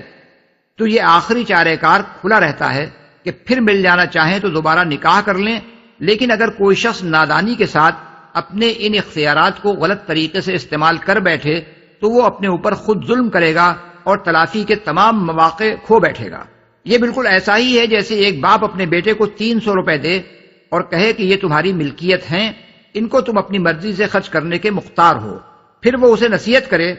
کہ اپنے اس مال کو جو میں نے تمہیں دے دیا ہے اس طرح احتیاط کے ساتھ برمحل اور بتدریج استعمال کرنا تاکہ تم اس سے صحیح فائدہ اٹھا سکو، ورنہ میری نصیحت کے خلاف تم بے احتیاطی کے ساتھ اسے بے موقع خرچ کرو گے یا ساری رقم بیک وقت خرچ کر بیٹھو گے تو نقصان اٹھاؤ گے، اور پھر مزید کوئی رقم میں تمہیں برباد کرنے کے لیے نہیں دوں گا۔ یہ ساری نصیحت ایسی صورت میں بے معنی ہو جاتی ہے جبکہ باپ نے پوری رقم سرے سے اس کے ہاتھ میں چھوڑی ہی نہ ہو، وہ بے موقع خرچ کرنا چاہے تو رقم اس کی جیب سے نکلے ہی نہیں، یا پورے 300 خرچ کر ڈالنے پر بھی 100 ہی اس کے ہاتھ سے نکلیں اور 200 بہرحال اس کی جیب میں پڑے رہیں۔ صورت معاملہ اگر یہی ہو تو اس نصیحت کی آخر حاجت کیا ہے؟ فَإِذَا بَلَغْنَ أَجَلَهُنَّ فَأَمْسِكُوهُنَّ بِمَعْرُوفٍ أَوْ فَارِقُوهُنَّ بِمَعْرُوفٍ وَأَشْهِدُوا ذَوَيْ عَدْلٍ مِّنكُمْ وَأَقِيمُوا الشَّهَادَةَ لِلَّهِ ذَلِكُمْ يُوعَظُ بِهِ مَن كَانَ يُؤْمِنُ بِاللَّهِ وَالْيَوْمِ الْآخِرِ وَمَن يَتَّقِ اللَّهَ يَجْعَل لَّهُ مَخْرَجًا وَيَرْزُقْهُ مِنْ حَيْثُ لَا يَحْتَسِبُ وَمَن يَتَوَكَّلْ عَلَى اللَّهِ فَهُوَ حَسْبُهُ إِنَّ اللَّهَ بَالِغُ أَمْرِهِ قَدْ جَعَلَ اللَّهُ لِكُلِّ شَيْءٍ قَدْرًا۔ پھر جب وہ اپنی عدت کی مدت کے خاتمے پر پہنچیں تو یا انہیں بھلے طریقے سے اپنے نکاح میں روک رکھو یا بھلے طریقے پر ان سے جدا ہو جاؤ، اور 2 ایسے آدمیوں کو گواہ بنا لو جو تم میں سے صاحب عدل ہوں، اور اے گواہ بننے والو گواہی ٹھیک ٹھیک اللہ کے لیے ادا کرو۔ یہ باتیں ہیں جن کی تم لوگوں کو نصیحت کی جاتی ہے، ہر اس شخص کو جو اللہ اور آخرت کے دن پر ایمان رکھتا ہو۔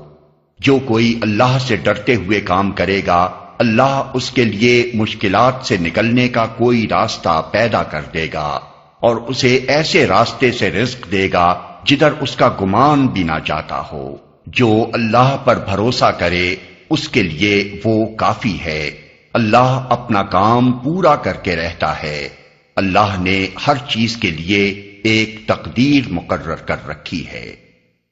بھلے طریقے پر ان سے جدا ہو جاؤ، یعنی 1 یا 2 طلاق دینے کی صورت میں عدت ختم ہونے سے پہلے فیصلہ کر لو کہ آیا عورت کو اپنی زوجیت میں رکھنا ہے یا نہیں۔ رکھنا ہو تو نباہنے کی غرض سے رکھو، اس غرض سے نہ رکھو کہ اس کو ستانے کے لیے رجوع کر لو اور پھر طلاق دے کر اس کی عدت لمبی کرتے رہو۔ اور اگر رخصت کرنا ہو تو شریف آدمیوں کی طرح کسی لڑائی جھگڑے کے بغیر رخصت کرو، مہر یا اس کا کوئی حصہ باقی ہو تو ادا کر دو، اور حسب توفیق کچھ نہ کچھ متع طلاق کے طور پر دو، جیسا کہ سورہ بقرہ آیت نمبر 241 میں ارشاد ہوا ہے۔ صاحب عدل۔ ابن عباس رضی اللہ عنہ کہتے ہیں کہ اس سے مراد طلاق پر بھی گواہ بنانا ہے اور رجوع پر بھی۔ بحوالہ ابن جریر، حضرت عمران بن حسین سے پوچھا گیا کہ ایک شخص نے اپنی بیوی کو طلاق دی اور پھر اس سے رجوع کر لیا، مگر نہ طلاق پر کسی کو گواہ بنایا نہ رجوع پر۔ انہوں نے جواب دیا، تم نے طلاق بھی سنت کے خلاف دی اور رجوع بھی سنت کے خلاف کیا۔ طلاق اور رجوع دونوں پر گواہ بناؤ اور آئندہ ایسا نہ کرنا۔ بحوالہ ابو داؤد اور ابن ماجہ۔ لیکن فقہائے 4 کا اس پر اتفاق ہے کہ طلاق اور رجعت اور فرقت پر گواہ بنانا۔ ان افعال کی صحت کے لیے شرط نہیں ہے کہ اگر گواہ نہ بنایا جائے تو نہ طلاق واقع ہو، نہ رجوع صحیح ہو اور نہ فرقت، بلکہ یہ حکم اس احتیاط کے لیے دیا گیا ہے کہ فریقین میں سے کوئی بعد میں کسی واقعے کا انکار نہ کر سکے اور نزاع پیدا ہونے کی صورت میں بآسانی فیصلہ ہو سکے اور شکوک و شبہات کا دروازہ بھی بند ہو جائے۔ یہ حکم بالکل ایسا ہی ہے جیسے فرمایا وَأَشْهِدُوا إِذَا تَبَايَعْتُمْ، یعنی جب تم آپس میں بیع کا کوئی معاملہ طے کرو تو گواہ بنا لو، سورہ البقرہ آیت نمبر 282۔ اس کا یہ مطلب نہیں ہے کہ بیع پر گواہ بنانا فرض ہے، اور اگر گواہ نہ بنایا جائے تو بیع صحیح نہ ہوگی، بلکہ یہ ایک حکیمانہ ہدایت ہے جو نزاعات کا سدباب کرنے کے لیے دی گئی ہے اور اس پر عمل کرنے ہی میں بہتری ہے۔ اسی طرح طلاق اور رجوع کے معاملے میں بھی صحیح بات یہی ہے کہ ان میں سے ہر فعل گواہیوں کے بغیر بھی قانوناً درست ہو جاتا ہے، لیکن احتیاط کا تقاضا یہ ہے کہ جو فعل بھی کیا جائے اسی وقت یا اس کے بعد دو صاحب عدل آدمیوں کو اس پر گواہ بنا لیا جائے۔ آخرت کے دن پر ایمان رکھتا ہو۔ یہ الفاظ خود بتا رہے ہیں کہ اوپر جو ہدایات دی گئی ہیں وہ نصیحت کی حیثیت رکھتی ہیں نہ کہ قانون کی۔ آدمی سنت کے خلاف طلاق دے بیٹھے، عدت کا شمار محفوظ نہ رکھے، بیوی کو بلا عذر معقول گھر سے نکال دے، عدت کے خاتمے پر رجوع کرے تو عورت کو ستانے کے لیے کرے، اور رخصت کرے تو لڑائی جھگڑے کے ساتھ کرے، اور طلاق، رجوع، مفارقت کسی چیز پر بھی گواہ نہ بنائے، تو اس سے طلاق اور رجوع اور مفارقت کے قانونی نتائج میں کوئی فرق واقع نہ ہوگا۔ البتہ اللہ تعالیٰ کی نصیحت کے خلاف عمل کرنا اس بات کی دلیل ہوگا کہ اس کے دل میں اللہ اور روز آخر پر صحیح ایمان موجود نہیں ہے، جس کی بنا پر اس نے وہ طرز عمل اختیار کیا جو ایک سچے مومن کو اختیار نہ کرنا چاہیے۔ کوئی راستہ پیدا کر دے گا۔ سیاق کلام خود بتا رہا ہے کہ یہاں اللہ تعالیٰ سے ڈرتے ہوئے کام کرنے کا مطلب سنت کے مطابق طلاق دینا، عدت کا ٹھیک ٹھیک حساب رکھنا، بیوی کو گھر سے نہ نکالنا، عدت کے اختتام پر عورت کو روکنا ہو تو نباہ کرنے کی نیت سے رجوع کرنا، اور علیحدگی ہی کرنی ہو تو بھلے آدمیوں کی طرح اس کو رخصت کر دینا، اور طلاق، رجوع یا مفارقت جو بھی ہو اس پر دو عادل آدمیوں کو گواہ بنا لینا ہے۔ اس کے متعلق اللہ تعالیٰ کا ارشاد ہے کہ جو اس طرح تقوی سے کام لے گا اس کے لیے ہم کوئی مخرج یعنی مشکلات سے نکلنے کا راستہ نکال دیں گے۔ اس سے خود بخود یہ مفہوم نکلتا ہے کہ جو شخص ان امور میں تقوی سے کام نہ لے گا وہ اپنے لیے خود ایسی الجھنیں اور مشکلات پیدا کر لے گا جن سے نکلنے کا کوئی راستہ اسے نہ مل سکے گا۔ ان الفاظ پر غور کیا جائے تو صاف محسوس ہوتا ہے کہ جن لوگوں کے نزدیک طلاق بدعی سرے سے واقع ہی نہیں ہوتی، اور جو لوگ بیک وقت یا ایک ہی طہر میں دی ہوئی 3 طلاقوں کو ایک ہی طلاق قرار دیتے ہیں، ان کی رائے صحیح نہیں ہے، کیونکہ اگر طلاق بدعی واقع ہی نہ ہو تو سرے سے کوئی الجھن پیش نہیں آتی جس سے نکلنے کے لیے کسی مخرج کی ضرورت ہو، اور اگر 3 طلاق اکٹھی دے بیٹھنے سے ایک ہی طلاق واقع ہوتی ہو تب بھی مخرج کا کوئی سوال پیدا نہیں ہوتا۔ اس صورت میں آخر وہ پیچیدگی کیا ہے جس سے نکلنے کے لیے کسی راستے کی حاجت پیش آئے؟ اس کا گمان بھی نہ جاتا ہو۔ مراد یہ ہے کہ عدت کے دوران میں متعلقہ بیوی کو گھر میں رکھنا، اس کا خرچ برداشت کرنا اور رخصت کرتے ہوئے اس کو مہر یا متعہ طلاق دے کر رخصت کرنا بلا شبہ آدمی پر مالی بار ڈالتا ہے۔ جس عورت سے آدمی دل برداشتہ ہو کر تعلقات منقطع کر لینے پر آمادہ ہو چکا ہو، اس پر مال خرچ کرنا تو اسے ضرور ناگوار ہوگا، اور اگر آدمی تنگ دست بھی ہو تو یہ خرچ اسے اور زیادہ کھلے گا۔ لیکن اللہ سے ڈرنے والے آدمی کو یہ سب کچھ برداشت کرنا چاہیے۔ تمہارا دل تنگ ہو تو ہو، اللہ کا ہاتھ رزق دینے کے لیے تنگ نہیں ہے۔ اس کی ہدایت پر چل کر مال خرچ کرو گے تو وہ ایسے راستوں سے تمہیں رزق دے گا جدھر سے رزق ملنے کا تم گمان بھی نہیں کر سکتے۔ اللہ اپنا کام پورا کر کے رہتا ہے، یعنی کوئی طاقت اللہ کے حکم کو نافذ ہونے سے روکنے والی نہیں ہے۔ واللائي يئسن من المحيض من نسائكم إن ارتبتم فعدتهن 3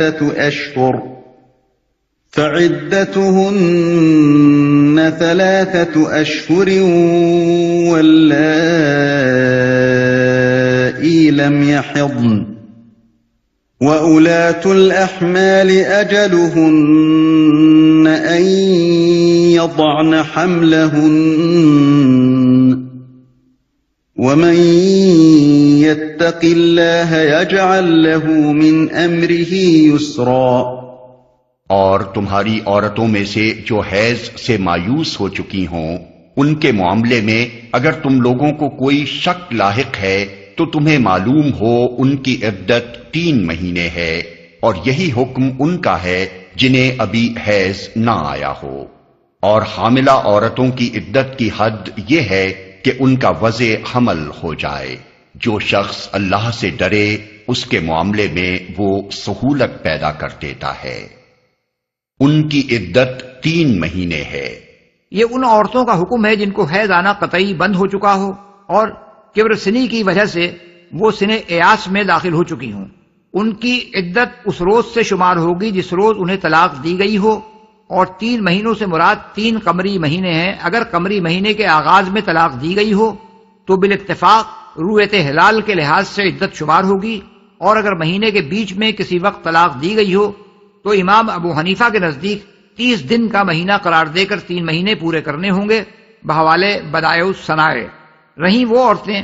جن کے حیض میں کسی نوع کی بے قاعدگی ہو، ان کے بارے میں فقہا کے درمیان اختلافات ہیں۔ حضرت سعید بن المسیب کہتے ہیں کہ حضرت عمر رضی اللہ عنہ نے فرمایا، جس عورت کو طلاق دی گئی ہو پھر 1-2 مرتبہ حیض آنے کے بعد اس کا حیض بند ہو گیا ہو، وہ 9 مہینے انتظار کرے۔ اگر حمل ظاہر ہو جائے تو ٹھیک ہے، ورنہ 9 مہینے گزرنے کے بعد وہ مزید 3 مہینے عدت گزارے، پھر وہ کسی دوسرے شخص سے نکاح کے لیے حلال ہوگی۔ ابن عباس، قتادہ اور اکرمہ کہتے ہیں کہ جس عورت کو سال بھر حیض نہ آیا ہو اس کی عدت 3 مہینے ہے۔ طاؤس کہتے ہیں جس عورت کو سال میں 1 مرتبہ حیض آئے اس کی عدت 3 حیض ہے۔ تو یہی رائے حضرت عثمان، حضرت علی اور حضرت زید بن ثابت رضی اللہ عنہم سے مروی ہے۔ امام مالک کی روایت ہے کہ ایک صاحب حبان نامی تھے جنہوں نے اپنی بیوی کو ایسے زمانے میں طلاق دی جبکہ وہ بچے کو دودھ پلا رہی تھی، اور اس پر 1 سال گزر گیا مگر انہیں حیض نہ آیا۔ پھر وہ صاحب انتقال کر گئے۔ مطلقہ بیوی نے وراثت کا دعویٰ کر دیا۔ حضرت عثمان کے سامنے مقدمہ پیش ہوا۔ انہوں نے حضرت علی اور حضرت زید بن ثابت سے مشورہ طلب کیا۔ دونوں بزرگوں کے مشورے سے حضرت عثمان رضی اللہ عنہ نے فیصلہ فرمایا کہ عورت وارث ہے۔ دلیل یہ تھی کہ نہ وہ ان عورتوں میں سے ہے جو حیض سے مایوس ہو چکی ہیں، اور نہ ان لڑکیوں میں سے ہے جن کو ابھی حیض نہیں آیا، لہذا وہ شوہر کے مرنے تک اپنے اس حیض پر تھی جو اس سے پہلے آیا تھا، اور اس کی عدت باقی تھی۔ حنفیہ کہتے ہیں کہ جس عورت کا حیض بند ہو گیا ہو مگر اس کا بند ہونا سن ایاس کی وجہ سے نہ ہو کہ آئندہ اس کے جاری ہونے کی امید نہ رہے، اس کی عدت یا تو حیض ہی سے ہوگی اگر وہ آئندہ جاری ہو، یا پھر اس عمر کے لحاظ سے ہوگی جس میں عورتوں کو حیض آنا بند ہو جاتا ہے، اور اس عمر کو پہنچنے کے بعد وہ 3 مہینے عدت گزار کر نکاح سے آزاد ہوگی۔ یہی قول امام شافعی، امام ثوری اور امام لیث کا ہے، اور یہی مذہب حضرت علی، حضرت عثمان اور حضرت زید بن ثابت رضی اللہ عنہم کا ہے۔ امام مالک نے حضرت عمر اور حضرت عبداللہ بن عباس کے قول کو اختیار کیا ہے، اور وہ یہ ہے کہ عورت پہلے 9 مہینے گزارے گی، اگر اس دوران میں حیض جاری نہ ہو تو پھر وہ 3 مہینے اس عورت کی سی عدت گزارے گی جو حیض سے مایوس ہو چکی ہو۔ ابن القاسم نے امام مالک کے مسلک کی توضیح یہ کی ہے کہ 9 مہینے اس روز سے شمار ہوں گے جب آخری مرتبہ اس کا حیض ختم ہوا تھا، نہ کہ اس روز سے جب اسے طلاق دی گئی۔ یہ تمام تفصیلات احکام القرآن للجساس اور بدائع الصنائع للکاسانی سے ماخوذ ہیں۔ امام احمد بن حنبل کا مذہب یہ ہے کہ اگر کوئی عورت جس کی عدت حیض کے اعتبار سے شروع ہوئی تھی عدت کے دوران میں آئسہ ہو جائے تو اسے حیض والی عورتوں کے بجائے آئسہ عورتوں والی عدت گزارنی ہوگی، اور اگر اس کو حیض آنا بند ہو جائے اور معلوم نہ ہو سکے کہ وہ کیوں بند ہو گیا ہے تو پہلے وہ حمل کے شبے میں 9 مہینے گزارے گی، اور پھر اسے 3 مہینے عدت کے پورے کرنے ہوں گے۔ اور اگر یہ معلوم ہو کہ حیض کیوں بند ہوا ہے، مثلا کوئی بیماری ہو یا دودھ پلا رہی ہو یا ایسا ہی کوئی اور سبب ہو، تو وہ اس وقت تک عدت میں رہے گی جب تک یا تو حیض آنا شروع نہ ہو جائے اور عدت حیضوں کے لحاظ سے شمار ہو سکے، یا پھر وہ آئسہ ہو جائے اور آئسہ عورتوں کی سی عدت گزار سکے بحوالے الانصاف۔ जिन्हें अभी हैज ना आया हो। हैज ख्वाह कमसनी की वजह से ना आया हो या इस वजह से कि बाज़ औरतों को बहुत देर में हैज आना शुरू होता है, और शाज़ और नादिर ऐसा भी होता है कि किसी औरत को उम्र भर नहीं आता। बहरहाल तमाम सूरतों में ऐसी औरत की इद्दत वही है जो आयशा औरत की इद्दत है, यानी तलाक के वक्त से 3 महीने। इस जगह ये बात मलहूज रहनी चाहिए कि कुरान मजीद की तसरीह के मुताबिक इद्दत का सवाल उस औरत के मामले में पैदा होता है जिससे शौहर खलवत कर चुका हो, क्योंकि खलवत से पहले तलाक की सूरत में सिरे से कोई इद्दत है ही नहीं। सूरह अल-अहज़ाब आयत नंबर 49। इसलिए ऐसी लड़कियों की इद्दत बयान करना जिन्हें हैज आना शुरू न हुआ हो सरीहन इस बात पर दलालत करता है कि इस उम्र में न सिर्फ लड़की का निकाह कर देना जायज है बल्कि शौहर का उसके साथ खलवत करना भी जायज है। अब ये बात जाहिर है कि जिस चीज को कुरान ने जायज करार दिया हो उसे ममनू करार देने का किसी मुसलमान को हक नहीं पहुंचता। जिस लड़की को ऐसी हालत में तलाक दी गई हो कि उसे अभी हैज आना शुरू न हुआ हो और फिर इद्दत के दौरान में उसको हैज आ जाए तो वो फिर उसी हैज से इद्दत शुरू करेगी और उसकी इद्दत हायजा औरतों जैसी होगी। उनका वज़े हमल हो जाए। इस अम्र पर तमाम अहले इल्म का इजमा है कि मुतल्लिका हामला की इद्दत वज़े हमल तक है, लेकिन इस अम्र में इख्तिलाफ वाक़े हो गया है कि आया यही हुक्म उस औरत का भी है जिसका शौहर ज़माने हमल में वफात पा गया हो। ये इख्तिलाफ इस वजह से हुआ है कि सूरह बकरा आयत नंबर 234 में उस औरत की इद्दत 4 महीने 10 दिन बयान की गई है जिसका शौहर वफात पा जाए, और वहां इस अम्र की कोई तसरीह नहीं है कि यह हुक्म आया तमाम बेवा औरतों के लिए आम है या उन औरतों के लिए खास है जो हामिला न हो। हजरत अली और हजरत अब्दुल्लाह बिन अब्बास रज़ियल्लाहु अन्हुमा इन दोनों आयतों को मिलाकर ये इस्तिंबात करते हैं कि हामले मुतल्लिका की मुद्दत तो वज़े हमल तक ही है, मगर बेवा हामला की इद्दत आखिरुल अजलैन है, यानी मुतल्लिका की इद्दत और हामला की इद्दत में से जो ज्यादा तवील हो वही उसकी इद्दत है। मसलन अगर उसका बच्चा 4 महीने 10 दिन से पहले पैदा हो जाए तो उसे 4 महीने 10 दिन पूरे होने तक इद्दत गुजारनी होगी, और अगर उसका वज़े हमल उस वक्त तक न हो तो फिर उसकी इद्दत उस वक्त पूरी होगी जब वज़े हमल हो जाए। यही मजहब इमामिया का है। हजरत अब्दुल्लाह बिन मसूद रज़ियल्लाहु अन्हु कहते हैं कि सूरह तलाक की ये आयत सूरह बकरा की आयत के बाद नाजिल हुई है, इसलिए बाद के हुक्म ने पहली आयत के हुक्म को गैर हामला बेवा के लिए खास कर दिया है और हर हामिला की इद्दत वज़े हमल तक मुकर्रर कर दी है, ख्वाह वो मुतल्लका हो या बेवा। इस मसलक की रूह से औरत का वज़े हमल चाहे शौहर की वफात के फौरन बाद हो जाए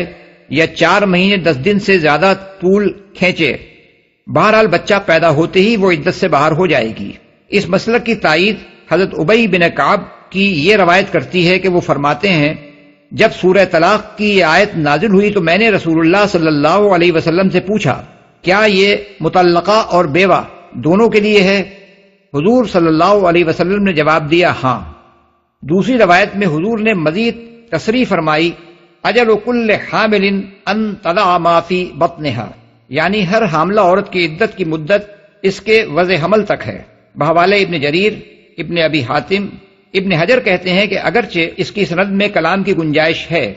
लेकिन चूंकि ये मुतादिद सनदों से नकल हुई है इसलिए मानना पड़ता है कि इसकी कोई असल जरूर है। इससे भी ज्यादा बढ़कर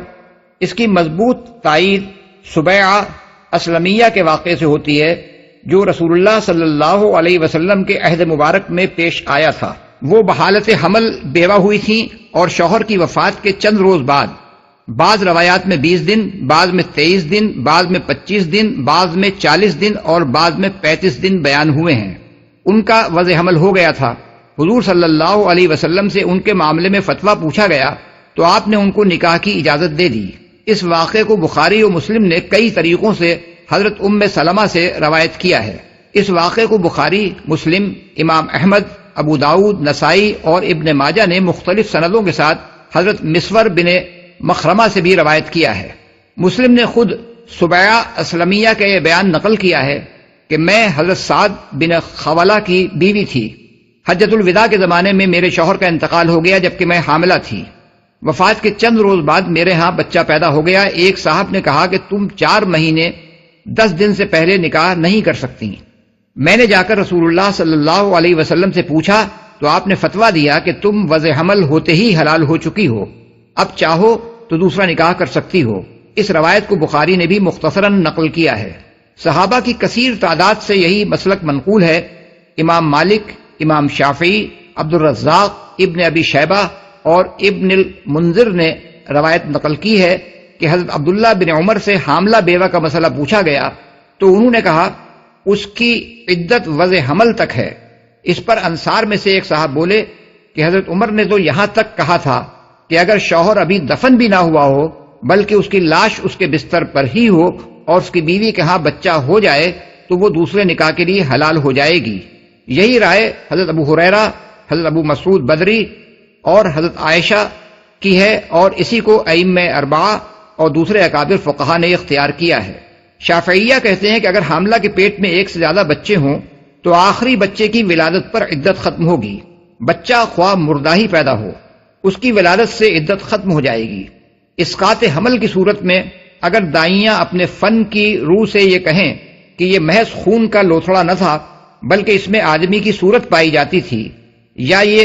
رسولی نہ تھی بلکہ آدمی کی اصل تھی، تو ان کا قول قبول کیا جائے گا اور عدت ختم ہو جائے گی۔ بحوالے مغنی المحتاج۔ حنابلہ اور حنفیہ کا مسلک بھی اس کے قریب قریب ہے، مگر اسقاط کے معاملے میں ان کا مذہب یہ ہے کہ جب تک انسانی بناوٹ ظاہر نہ پائی جائے محض دائیوں کے اس بیان پر کہ یہ آدمی ہی کی اصل ہے اعتماد نہیں کیا جائے گا اور اس سے عدت ختم نہ ہوگی۔ بحوالے بدائع الصنائع الانصاف۔ لیکن موجودہ زمانے میں طبی تحقیقات کے ذریعے سے یہ معلوم کرنے میں کوئی مشکل پیش نہیں آ سکتی کہ جو چیز ساقط ہوئی ہے وہ واقعی انسانی حمل کی نوعیت رکھتی تھی یا کسی رسولی یا جمے ہوئے خون کی قسم سے تھی۔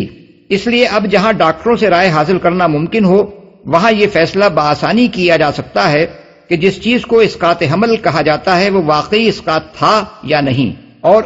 اس سے عدت ختم ہوئی یا نہیں۔ البتہ جہاں ایسی طبی تحقیق ممکن نہ ہو وہاں حنابلہ اور حنفیہ کا مسلک ہی زیادہ مبنی بر احتیاط ہے اور جاہل دائیوں پر اعتماد کرنا مناسب نہیں ہے۔ ذلك امر الله انزله اليكم ومن يتق الله يكفر عنه سيئاته ويعظم له اجرا۔ یہ اللہ کا حکم ہے جو اس نے تمہاری طرف نازل کیا ہے۔ جو اللہ سے ڈرے گا اللہ اس کی برائیوں کو اس سے دور کر دے گا اور اس کو بڑا اجر دے گا۔ یہ اگرچہ ایک عمومی نصیحت ہے جس کا اطلاق انسانی زندگی کے تمام حالات پر ہوتا ہے، لیکن اس خاص سیاق و سباق میں اسے ارشاد فرمانے کا مقصد مسلمانوں کو خبردار کرنا ہے کہ اوپر جو احکام بیان کیے گئے ہیں ان سے خواہ تمہارے اوپر کتنی ہی ذمہ داریوں کا بوجھ پڑتا ہو، بہرحال خدا سے ڈرتے ہوئے ان کی پیروی کرو۔ اللہ تمہارے کام آسان کرے گا، تمہارے گناہ معاف کرے گا اور تمہیں بڑا اجر دے گا۔ ظاہر ہے کہ جن متعلقہ عورتوں کی عدت 3 مہینے مقرر کی گئی ہے ان کا زمانہ عدت ان عورتوں کی بنسبت طویل تر ہوگا جن کی عدت 3 حیض مقرر کی گئی ہے، اور حاملہ عورت کا زمانہ عدت تو اس سے بھی کئی مہینے زیادہ ہو سکتا ہے۔ اس پورے زمانے میں عورت کی سکونت اور اس کے نفقے کی ذمہ داری اٹھانا جبکہ آدمی اسے چھوڑ دینے کا ارادہ کر چکا ہو لوگوں کو ناقابل برداشت بار محسوس ہوگا، لیکن جو بار اللہ سے ڈرتے ہوئے اللہ کے احکام کی پیروی میں اٹھایا جائے اللہ کا وعدہ ہے کہ اپنے فضل سے وہ اس کو ہلکا کر دے گا اور اس کی اتنی بھاری جزا دے گا جو دنیا میں اٹھائے ہوئے اس تھوڑے سے بار کی بنسبت بہت زیادہ گراں قدر ہوگی۔ اسکنوہن من حیث سکنتم من وجدکم ولا تضاروہن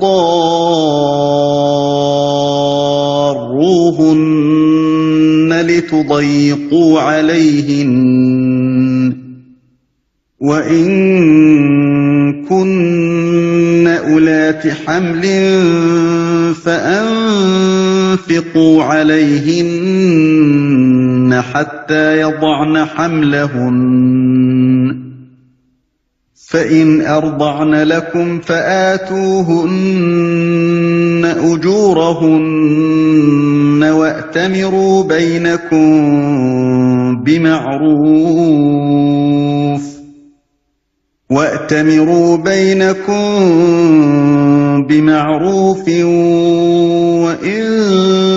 تَعَاسَرْتُمْ فَسَتُرْضِعُ لَهُ أُخْرَى۔ ان کو زمانہ عدت میں اسی جگہ رکھو جہاں تم رہتے ہو، جیسی کچھ بھی جگہ تمہیں میسر ہو، اور انہیں تنگ کرنے کے لیے ان کو نہ ستاؤ، اور اگر وہ حاملہ ہوں تو ان پر اس وقت تک خرچ کرتے رہو جب تک ان کا وضع حمل نہ ہو جائے۔ پھر اگر وہ تمہارے لیے بچے کو دودھ پلائیں تو ان کی اجرت انہیں دو، اور بھلے طریقے سے اجرت کا معاملہ باہمی گفت و شنید سے طے کر لو۔ لیکن اگر تم نے اجرت طے کرنے میں ایک دوسرے کو تنگ کیا تو بچے کو کوئی اور عورت دودھ پلا لے گی۔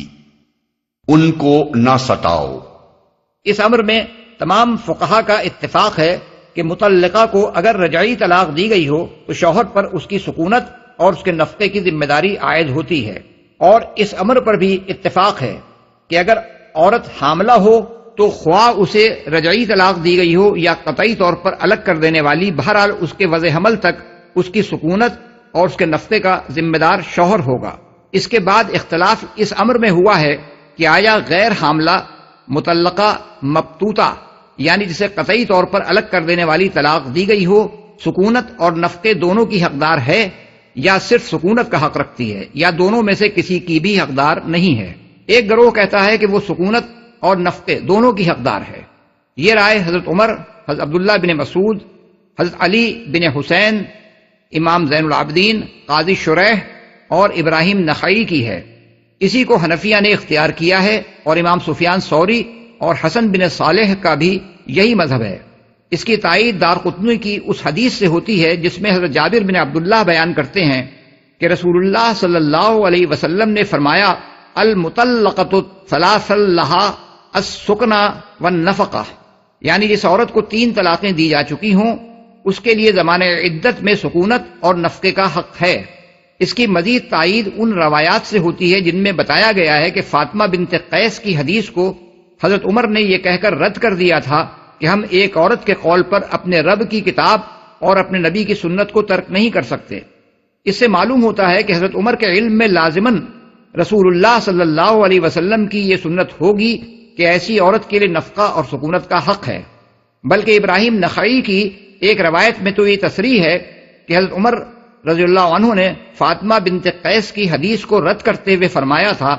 سمعت رسول اللہ صلی اللہ علیہ وسلم یقول لہا السکنہ والنفقہ،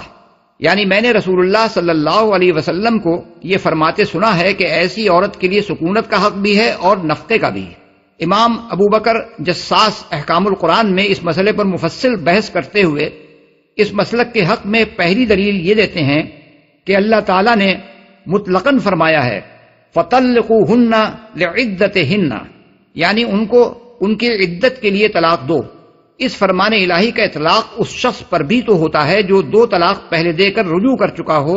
اور اب اسے صرف ایک ہی طلاق دینے کا حق باقی ہو۔ دوسری دلیل ان کی یہ ہے کہ رسول اللہ صلی اللہ علیہ وسلم نے طلاق دینے کا جب یہ طریقہ بتایا کہ آدمی یا تو ایسے طہر میں طلاق دے جس میں مباشرت نہ کی گئی ہو، یا ایسی حالت میں طلاق دے جبکہ عورت کا حاملہ ہونا ظاہر ہو چکا ہو، تو اس میں آپ نے پہلی، دوسری یا آخری طلاق کے درمیان کوئی فرق نہیں کیا۔ لہذا اللہ تعالیٰ کا یہ ارشاد کہ ان کو اسی جگہ رکھو جہاں تم رہتے ہو ہر قسم کی طلاق سے متعلق مانا جائے گا۔ تیسری دلیل وہ یہ دیتے ہیں کہ حاملہ مطلقہ خواہ رجعیہ ہو یا مبتوتہ، اس کی سکونت اور اس کا نفقہ شوہر پر واجب ہے، اور غیر حاملہ رجعیہ کے لیے بھی یہ دونوں حقوق واجب ہیں۔ اس سے معلوم ہوا کہ سکونت اور نفقے کا وجوب دراصل حمل کی بنا پر نہیں ہے، بلکہ اس بنا پر ہے کہ یہ دونوں قسم کی عورتیں شرعاً شوہر کے گھر میں رہنے پر مجبور ہیں۔ اب اگر یہی حکم مبتوتہ غیر حاملہ کے بارے میں بھی ہو تو کوئی وجہ نہیں کہ اس کی سکونت اور اس کا نفقہ مرد کے ذمے نہ ہو۔ دوسرا گروہ کہتا ہے کہ متعلقہ مبتوتہ کے لیے سکونت کا حق تو ہے مگر نفقے کا حق نہیں ہے۔ یہ مسلک سعید بن المسیب، سلیمان بن یسار، عطا، شعبی، اوزائی، لیث اور ابو عبید رحمہم اللہ کا ہے، اور امام شافعی اور امام مالک نے بھی اسی کو اختیار کیا ہے۔ لیکن مغنی المحتاج میں امام شافعی کا مسلک اس سے مختلف بیان ہوا ہے، جیسا کہ آگے آ رہا ہے۔ تیسرا گروہ کہتا ہے کہ مطلقہ مبتوتہ کے لیے نہ سکونت کا حق ہے نہ نفقے کا۔ یہ مسلک حسن بصری، حماد ابن ابی لیلہ، عمر بن دینار، طاؤوس، اسحاق بن راہویہ اور ابو ثور کا ہے۔ ابن جریر نے حضرت ابن عباس کا بھی یہی مسلک نقل کیا ہے۔ امام احمد بن حنبل اور امامیہ نے بھی اسی کو اختیار کیا ہے، اور مغنی المحتاج میں شافعیہ کا مسلک بھی یہ بیان کیا گیا ہے کہ تجیب سکنا لمعتدت طلاق حائل او حامل ولا بائن والحائل البائن لا نفقۃ لها ولا کسوہ، یعنی طلاق کی بنا پر جو عورت عدت گزار رہی ہو اس کے لیے سکونت کا حق واجب ہے، خواہ وہ حاملہ ہو یا نہ ہو، مگر بائنہ کے لیے واجب نہیں ہے، اور غیر حاملہ بائنہ کے لیے نہ نفقہ ہے اور نہ کپڑا۔ اس مسلک کا استدلال ایک تو قرآن مجید کی اس آیت سے ہے کہ لا تدری لعل اللہ یحدث بعد ذلک امرا، یعنی تم نہیں جانتے، شاید اس کے بعد اللہ موافقت کی کوئی صورت پیدا کر دے۔ اس سے وہ یہ نتیجہ نکالتے ہیں کہ یہ بات مطلقہ رجعیہ کے حق ہی میں درست ہو سکتی ہے، نہ کہ مبتوتہ کے حق میں۔ اس لیے مطلقہ کو گھر میں رکھنے کا حکم بھی رجعیہ ہی کے لیے خاص ہے۔ اور دوسرا استدلال فاطمہ بنت قیس کی حدیث سے ہے، جسے کتب حدیث میں بکثرت صحیح سندوں کے ساتھ روایت کیا گیا ہے۔ یہ فاطمہ بنت قیس الفہریہ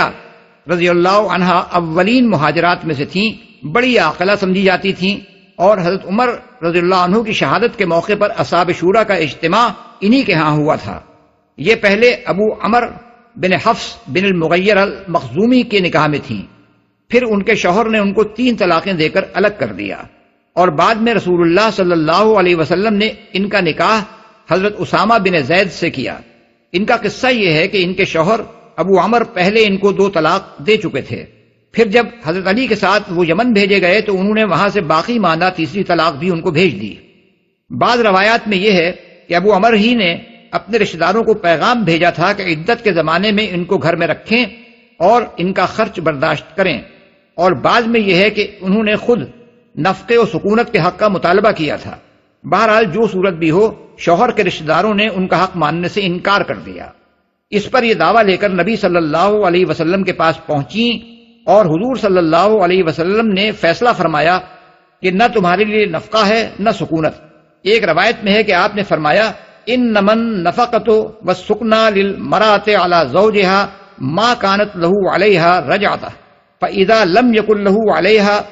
رجعة فلا نفقة ولا سکنى، یعنی عورت کا نفقہ اور اس کی سکونت تو شوہر پر اس صورت میں واجب ہے جبکہ شوہر کو اس پر رجوع کا حق ہو، مگر جب رجوع کا حق نہ ہو تو نہ نفقہ ہے نہ سکونت۔ بحوالے مسند احمد، طبرانی اور نسائی نے بھی قریب قریب یہی روایت نقل کی ہے، اور اس کے آخری الفاظ یہ ہیں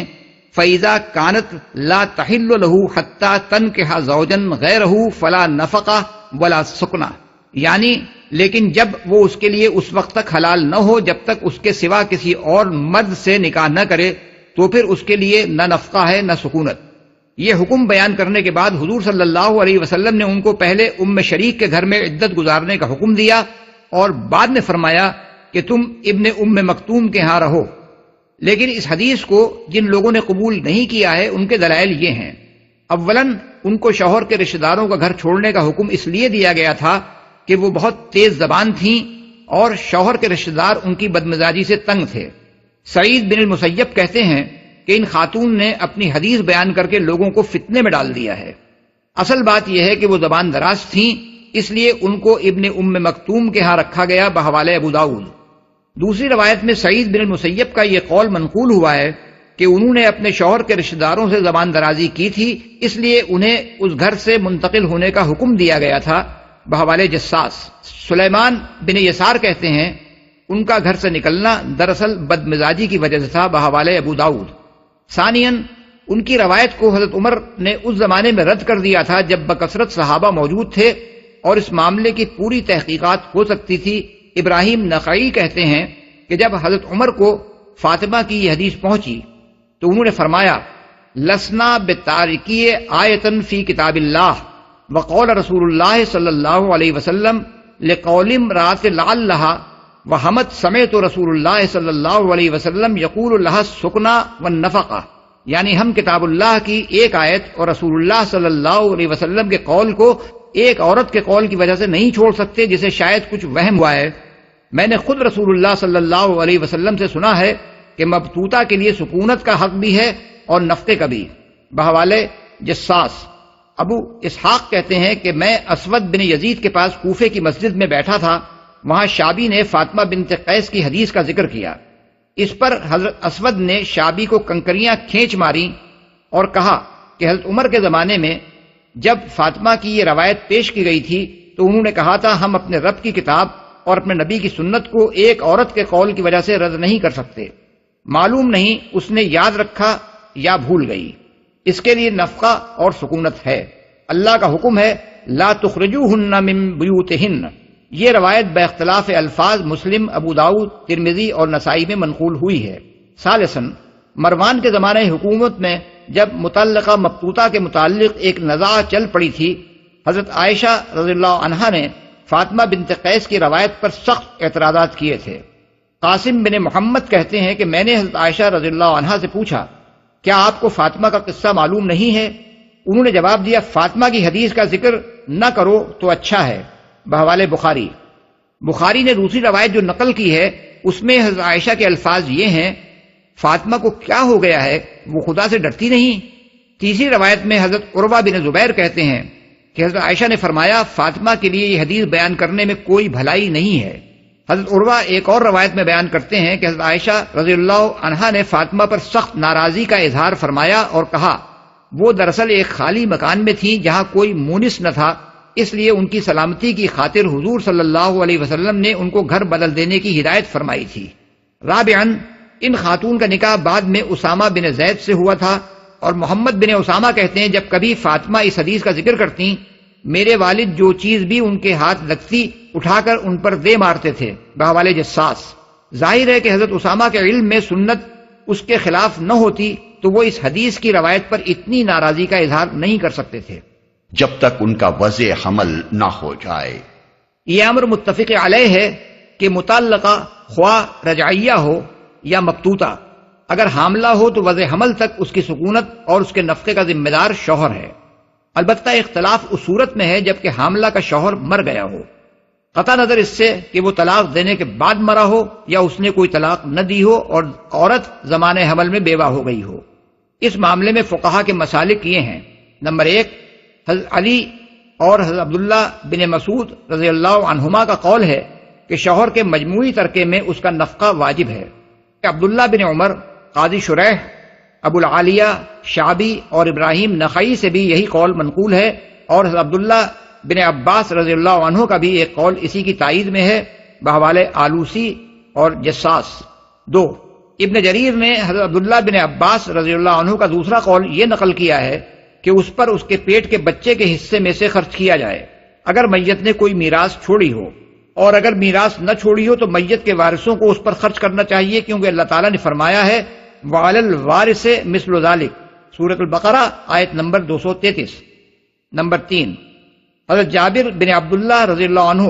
اور حضرت عبداللہ بن زبیر رضی اللہ عنہ، حضرت حسن بصری، حضرت سعید بن المسیب اور حضرت عطا بن ابی رباح کہتے ہیں کہ متوفی شوہر کے مال میں اس کے لیے کوئی نفقہ نہیں ہے۔ حضرت عبداللہ بن عباس سے بھی ایک تیسرا قول یہی منقول ہوا ہے بحوالے جساس۔ اس کا مطلب یہ ہے کہ شوہر کے ترکے میں سے اس کو جو میراث کا حصہ ملا ہو اس سے وہ اپنا خرچ پورا کر سکتی ہے، لیکن شوہر کے مجموعی ترکے پر اس کا نفقہ عائد نہیں ہوتا جس کا بار تمام وارثوں پر پڑے۔ نمبر 4، ابن ابی لیلہ کہتے ہیں کہ اس کا نفقہ متوفی شوہر کے مال میں اسی طرح واجب ہے جس طرح اس کے مال میں کسی کا قرض واجب ہوتا ہے بحوالے جساس، یعنی مجموعی ترکے میں سے جس طرح قرض ادا کیا جاتا ہے اسی طرح اس کا نفقہ بھی ادا کیا جائے۔ نمبر 5، امام ابو حنیفہ، امام ابو یوسف، امام محمد اور امام ظفر کہتے ہیں کہ میت کے مال میں اس کے لیے نہ سکونت کا حق ہے نہ نفقے کا،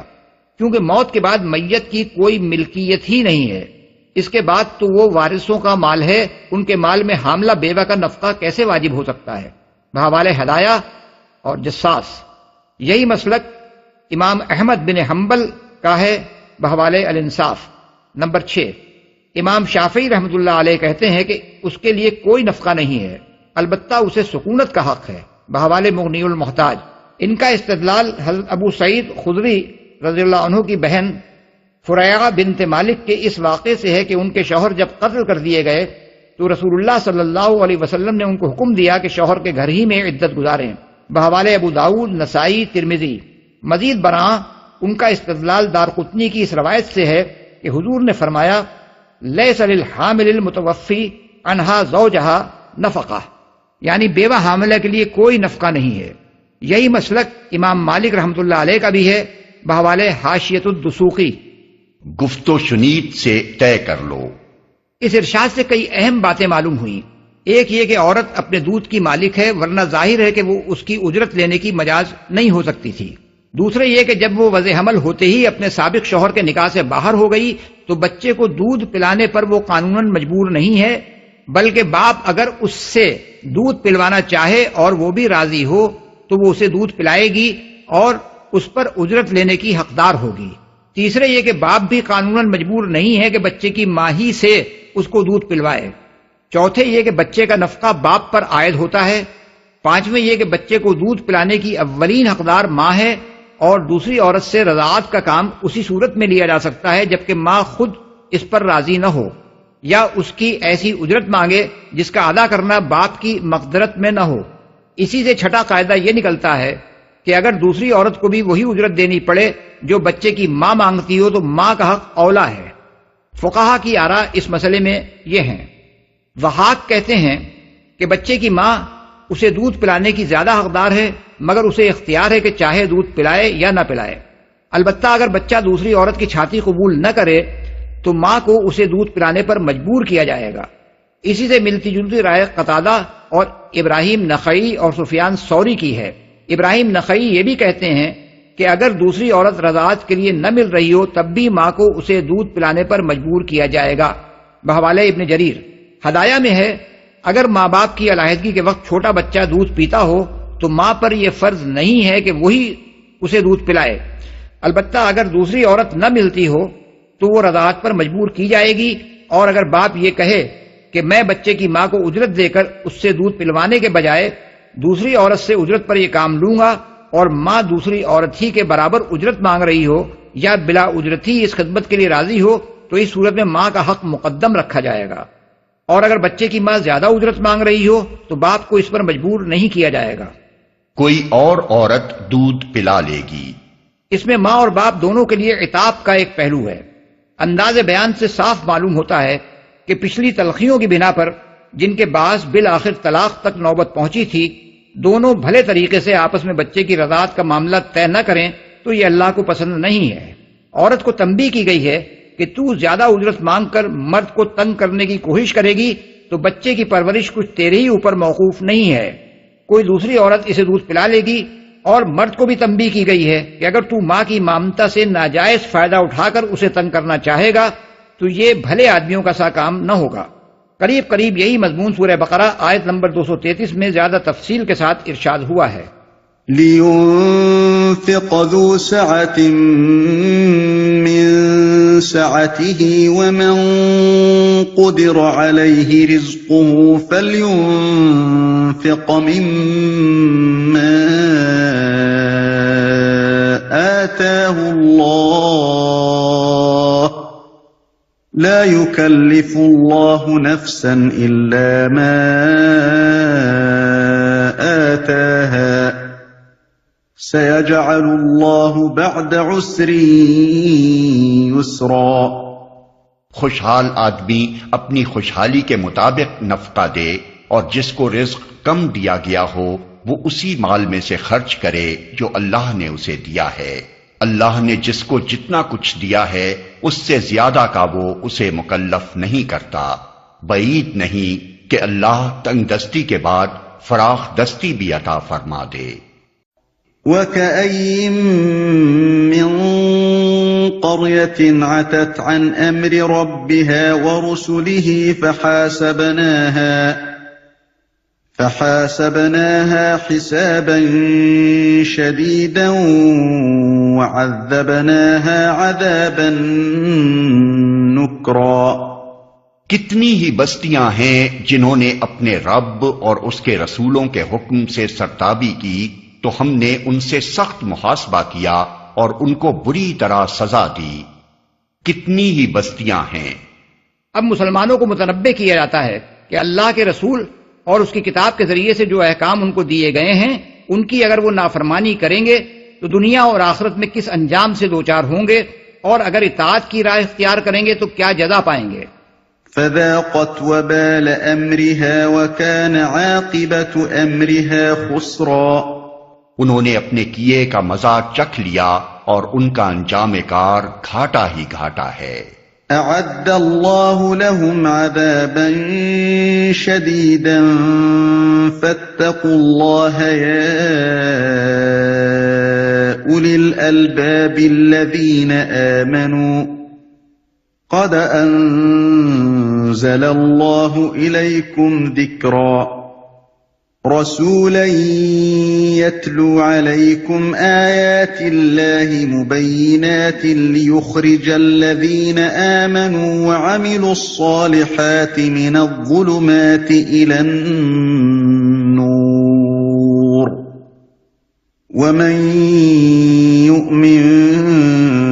بالله ويعمل صالحا يدخله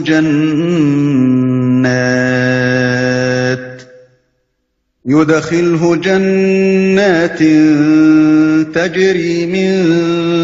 تحتها الأنهار خالدين فيها أبدا قد أحسن الله له رزقا۔ اللہ نے آخرت میں ان کے لیے سخت عذاب مہیا کر رکھا ہے، پس اللہ سے ڈرو اے صاحب عقل لوگو جو ایمان لائے ہو۔ اللہ نے تمہاری طرف ایک نصیحت نازل کر دی ہے، ایک ایسا رسول جو تم کو اللہ کی صاف صاف ہدایت دینے والی آیات سناتا ہے تاکہ ایمان لانے والوں اور نیک عمل کرنے والوں کو تاریکیوں سے نکال کر روشنی میں لے آئے۔ جو کوئی اللہ پر ایمان لائے اور نیک عمل کرے، اللہ اسے ایسی جنتوں میں داخل کرے گا جن کے نیچے نہریں بہتی ہوں گی، یہ لوگ ان میں ہمیشہ ہمیشہ رہیں گے۔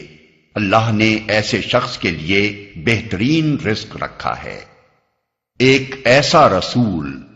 مفسرین میں سے بعض نے نصیحت سے مراد قرآن لیا ہے اور رسول سے مراد محمد صلی اللہ علیہ وسلم، اور بعض کہتے ہیں کہ نصیحت سے مراد خود رسول اللہ صلی اللہ علیہ وسلم ہی ہیں، یعنی آپ کی ذات ہمتن نصیحت تھی۔ ہمارے نزدیک یہی دوسری تفسیر زیادہ صحیح ہے، کیونکہ پہلی تفسیر کی روح سے فقرہ یوں بنانا پڑے گا کہ ہم نے تمہاری طرف ایک نصیحت نازل کی ہے اور ایک ایسا رسول بھیجا ہے۔ قرآن کی عبارت میں اس تبدیلی کی آخر ضرورت کیا ہے، جبکہ اس کے بغیر ہی عبارت نہ صرف پوری طرح بامانی ہے بلکہ زیادہ پرمانی بھی ہے۔ روشنی میں لے آئے، یعنی جہالت کی تاریکیوں سے علم کی روشنی میں نکال لائے۔ اس ارشاد کی پوری اہمیت اس وقت سمجھ میں آتی ہے جب انسان طلاق، عدت اور نفقات کے متعلق دنیا کے دوسرے قدیم اور جدید آئینی قوانین کا مطالعہ کرتا ہے۔ اس تقابلی مطالعے سے معلوم ہوتا ہے کہ بار بار کی تبدیلیوں اور نت نئی قانون سازیوں کے باوجود آج تک کسی قوم کو ایسا معقول اور فطری اور معاشرے کے لیے مفید قانون میسر نہیں آ سکا ہے جیسا اس کتاب اور اس کے لانے والے رسول صلی اللہ علیہ وسلم نے 1500 برس پہلے ہم کو دیا تھا، اور جس پر کسی نظر ثانی کی ضرورت نہ کبھی پیش آئی نہ پیش آ سکتی ہے۔ یہاں اس تقابلی بحث کا موقع نہیں ہے، اس کا محض ایک مختصر سا نمونہ ہم نے اپنی کتاب حقوق الزوجین کے آخری حصے میں درج کیا ہے، لیکن جو اصحاب علم چاہیں وہ دنیا کے مذہبی اور لادینی قوانین سے قرآن و سنت کے اس قانون کا مقابلہ کر کے خود دیکھ لیں۔ اللہ الذي خلق 7 سماوات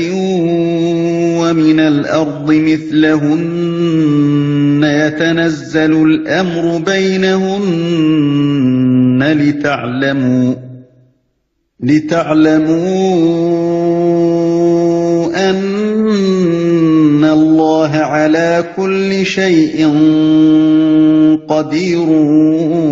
وأن الله قد أحاط بكل شيء علما۔ اللہ وہ ہے جس نے 7 آسمان بنائے اور زمین کی قسم سے بھی انہی کے مانند، ان کے درمیان حکم نازل ہوتا رہتا ہے۔ یہ بات تمہیں اس لیے بتائی جا رہی ہے تاکہ تم جان لو کہ اللہ ہر چیز پر قدرت رکھتا ہے، اور یہ کہ اللہ کا علم ہر چیز پر محیط ہے۔ انہی کے مانند، انہی کے مانند کا مطلب یہ نہیں ہے کہ جتنے آسمان بنائے اتنی ہی زمینیں بھی بنائیں، بلکہ مطلب یہ ہے کہ جیسے متعدد آسمان اس نے بنائے ہیں ویسی ہی متعدد زمینیں بھی بنائی ہیں۔ اور زمین کی قسم کا مطلب یہ ہے کہ جس طرح یہ زمین جس پر انسان رہتے ہیں اپنی موجودات کے لیے فرش اور گہوارہ بنی ہوئی ہے، اسی طرح اللہ تعالیٰ نے کائنات میں اور زمینیں بھی تیار کر رکھی ہیں جو اپنی اپنی آبادیوں کے لیے فرش اور گہوارہ ہیں۔ بلکہ بعض مقامات پر تو قرآن میں یہ اشارہ بھی کر دیا گیا ہے کہ جاندار مخلوقات صرف زمین ہی پر نہیں ہیں، عالم بالا میں بھی پائی جاتی ہیں۔ بالفاظ دیگر آسمان میں یہ جو بے شمار تارے اور سیارے نظر آتے ہیں یہ سب ڈھنڈار پڑے ہوئے نہیں ہیں، بلکہ زمین کی طرح ان میں بھی بکثرت ایسے ہیں جن میں دنیایں آباد ہیں۔ قدیم مفسرین میں سے صرف ابن عباس رضی اللہ عنہ ایک ایسے مفسر ہیں جنہوں نے اس دور میں اس حقیقت کو بیان کیا تھا جب آدمی اس کا تصور تک کرنے کے لیے تیار نہ تھا کہ کائنات میں اس زمین کے سوا کہیں اور بھی ذی عقل مخلوق بستی ہے۔ آج اس زمانے کے سائنسدانوں تک کو اس کے امر واقعہ ہونے میں شک ہے، کجا کہ 1400 برس پہلے کے لوگ اسے بآسانی باور کر سکتے۔ اسی لیے ابن عباس رضی اللہ عنہ عام لوگوں کے سامنے یہ بات کہتے ہوئے ڈرتے تھے کہ کہیں اس سے لوگوں کے ایمان متزلزل نہ ہو جائیں۔ چنانچہ مجاہد کہتے ہیں کہ ان سے جب اس آیت کا مطلب پوچھا گیا تو انہوں نے فرمایا، اگر میں اس کی تفسیر تم لوگوں سے بیان کروں تو تم کافر ہو جاؤ گے اور تمہارا کفر یہ ہوگا کہ اسے جھٹلاؤ گے۔ قریب قریب یہی بات سعید بن جبیر سے بھی منقول ہے کہ ابن عباس نے فرمایا، کیا بھروسہ کیا جا سکتا ہے کہ اگر میں تمہیں اس کا مطلب بتاؤں تو تم کافر نہ ہو جاؤ گے۔ بحوالہ ابن جریر، عبد بن حمید۔ تاہم ابن جریر، ابن ابی حاتم اور حاکم نے اور شعب الایمان اور کتاب الاسماء والصفات میں بیہقی نے ابو الضحیٰ کے واسطے سے باختلاف الفاظ ابن عباس کی یہ تفسیر نقل کی ہے کہ فی کل ارض نبی کنبیکم وآدم کآدم ونوح کنوح وابراہیم کابراہیم وعیسیٰ کعیسیٰ، یعنی ان میں سے ہر زمین میں نبی ہے تمہارے نبی جیسا، اور آدم ہے تمہارے آدم جیسا، اور نوح ہے تمہارے نوح جیسا، اور ابراہیم ہے تمہارے ابراہیم جیسا، اور عیسیٰ ہے تمہارے عیسیٰ جیسا۔ اس روایت کو ابن حجر نے فتح الباری میں اور ابن کثیر نے اپنی تفسیر میں بھی نقل کیا ہے، اور امام ذہبی نے کہا ہے کہ اس کی سند صحیح ہے، البتہ میرے علم میں ابو الضحیٰ کے سوا کسی نے اسے روایت نہیں کیا ہے، اس لیے یہ بالکل شاذ روایت ہے۔ بعض دوسرے علماء نے اسے کذب اور موضوع قرار دیا ہے، اور ملا علی قاری نے اس کو موضوعات کبیر صفحہ 19 میں موضوع کہتے ہوئے لکھا ہے کہ اگر یہ ابن عباس ہی کی روایت ہے تب بھی اسرائیلیات میں سے ہے، لیکن حقیقت یہ ہے کہ اسے رد کرنے کی اصل وجہ لوگوں کا اسے بعید از عقل و فہم سمجھنا ہے، ورنہ بجائے خود اس میں کوئی بات بھی خلاف عقل نہیں ہے۔ چنانچہ علامہ آلوسی اپنی تفسیر میں اس پر بحث کرتے ہوئے لکھتے ہیں، اس کو صحیح ماننے میں نہ عقلاً کوئی چیز مانے ہے نہ شرعاً۔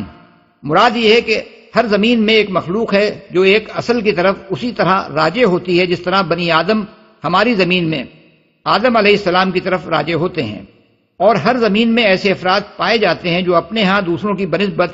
اسی طرح ممتاز ہیں جس طرح ہمارے ہاں نوح اور ابراہیم علیہم السلام ممتاز ہیں۔ آگے چل کر علامہ موصوف کہتے ہیں، ممکن ہے کہ زمینیں 7 سے زیادہ ہوں اور اسی طرح آسمان بھی صرف 7 ہی نہ ہو۔ 7 کے عدد پر جو عدد تام ہے، اکتفا کرنا اس بات کو مستلزم نہیں کہ اس سے زائد کی نفی ہو۔ پھر بعض احادیث میں ایک ایک آسمان کی درمیانی مسافت جو 500 برس بیان کی گئی ہے، اس کے متعلق علامہ موصوف کہتے ہیں، ہوا من باب تقریب الافہام، یعنی اس سے مراد ٹھیک ٹھیک مسافت کی پیمائش بیان کرنا نہیں ہے، بلکہ مقصود بات کو اس طرح بیان کرنا ہے کہ وہ لوگوں کی سمجھ سے قریب تر ہو۔ یہ بات قابل ذکر ہے کہ حال میں امریکہ کے رینڈ کارپوریشن نے فلکی مشاہدات سے اندازہ لگایا ہے کہ زمین جس کا کشاں یعنی گلیکسی میں واقع ہے، صرف اسی کے اندر تقریباً 60 کروڑ ایسے سیارے پائے جاتے ہیں جن کے طبعی حالات ہماری زمین سے بہت کچھ ملتے جلتے ہیں، اور امکان ہے کہ ان کے اندر بھی جاندار مخلوق آباد ہو۔ بحوالہ اکنامسٹ، لندن، مورخہ 26 جولائی سن 1969۔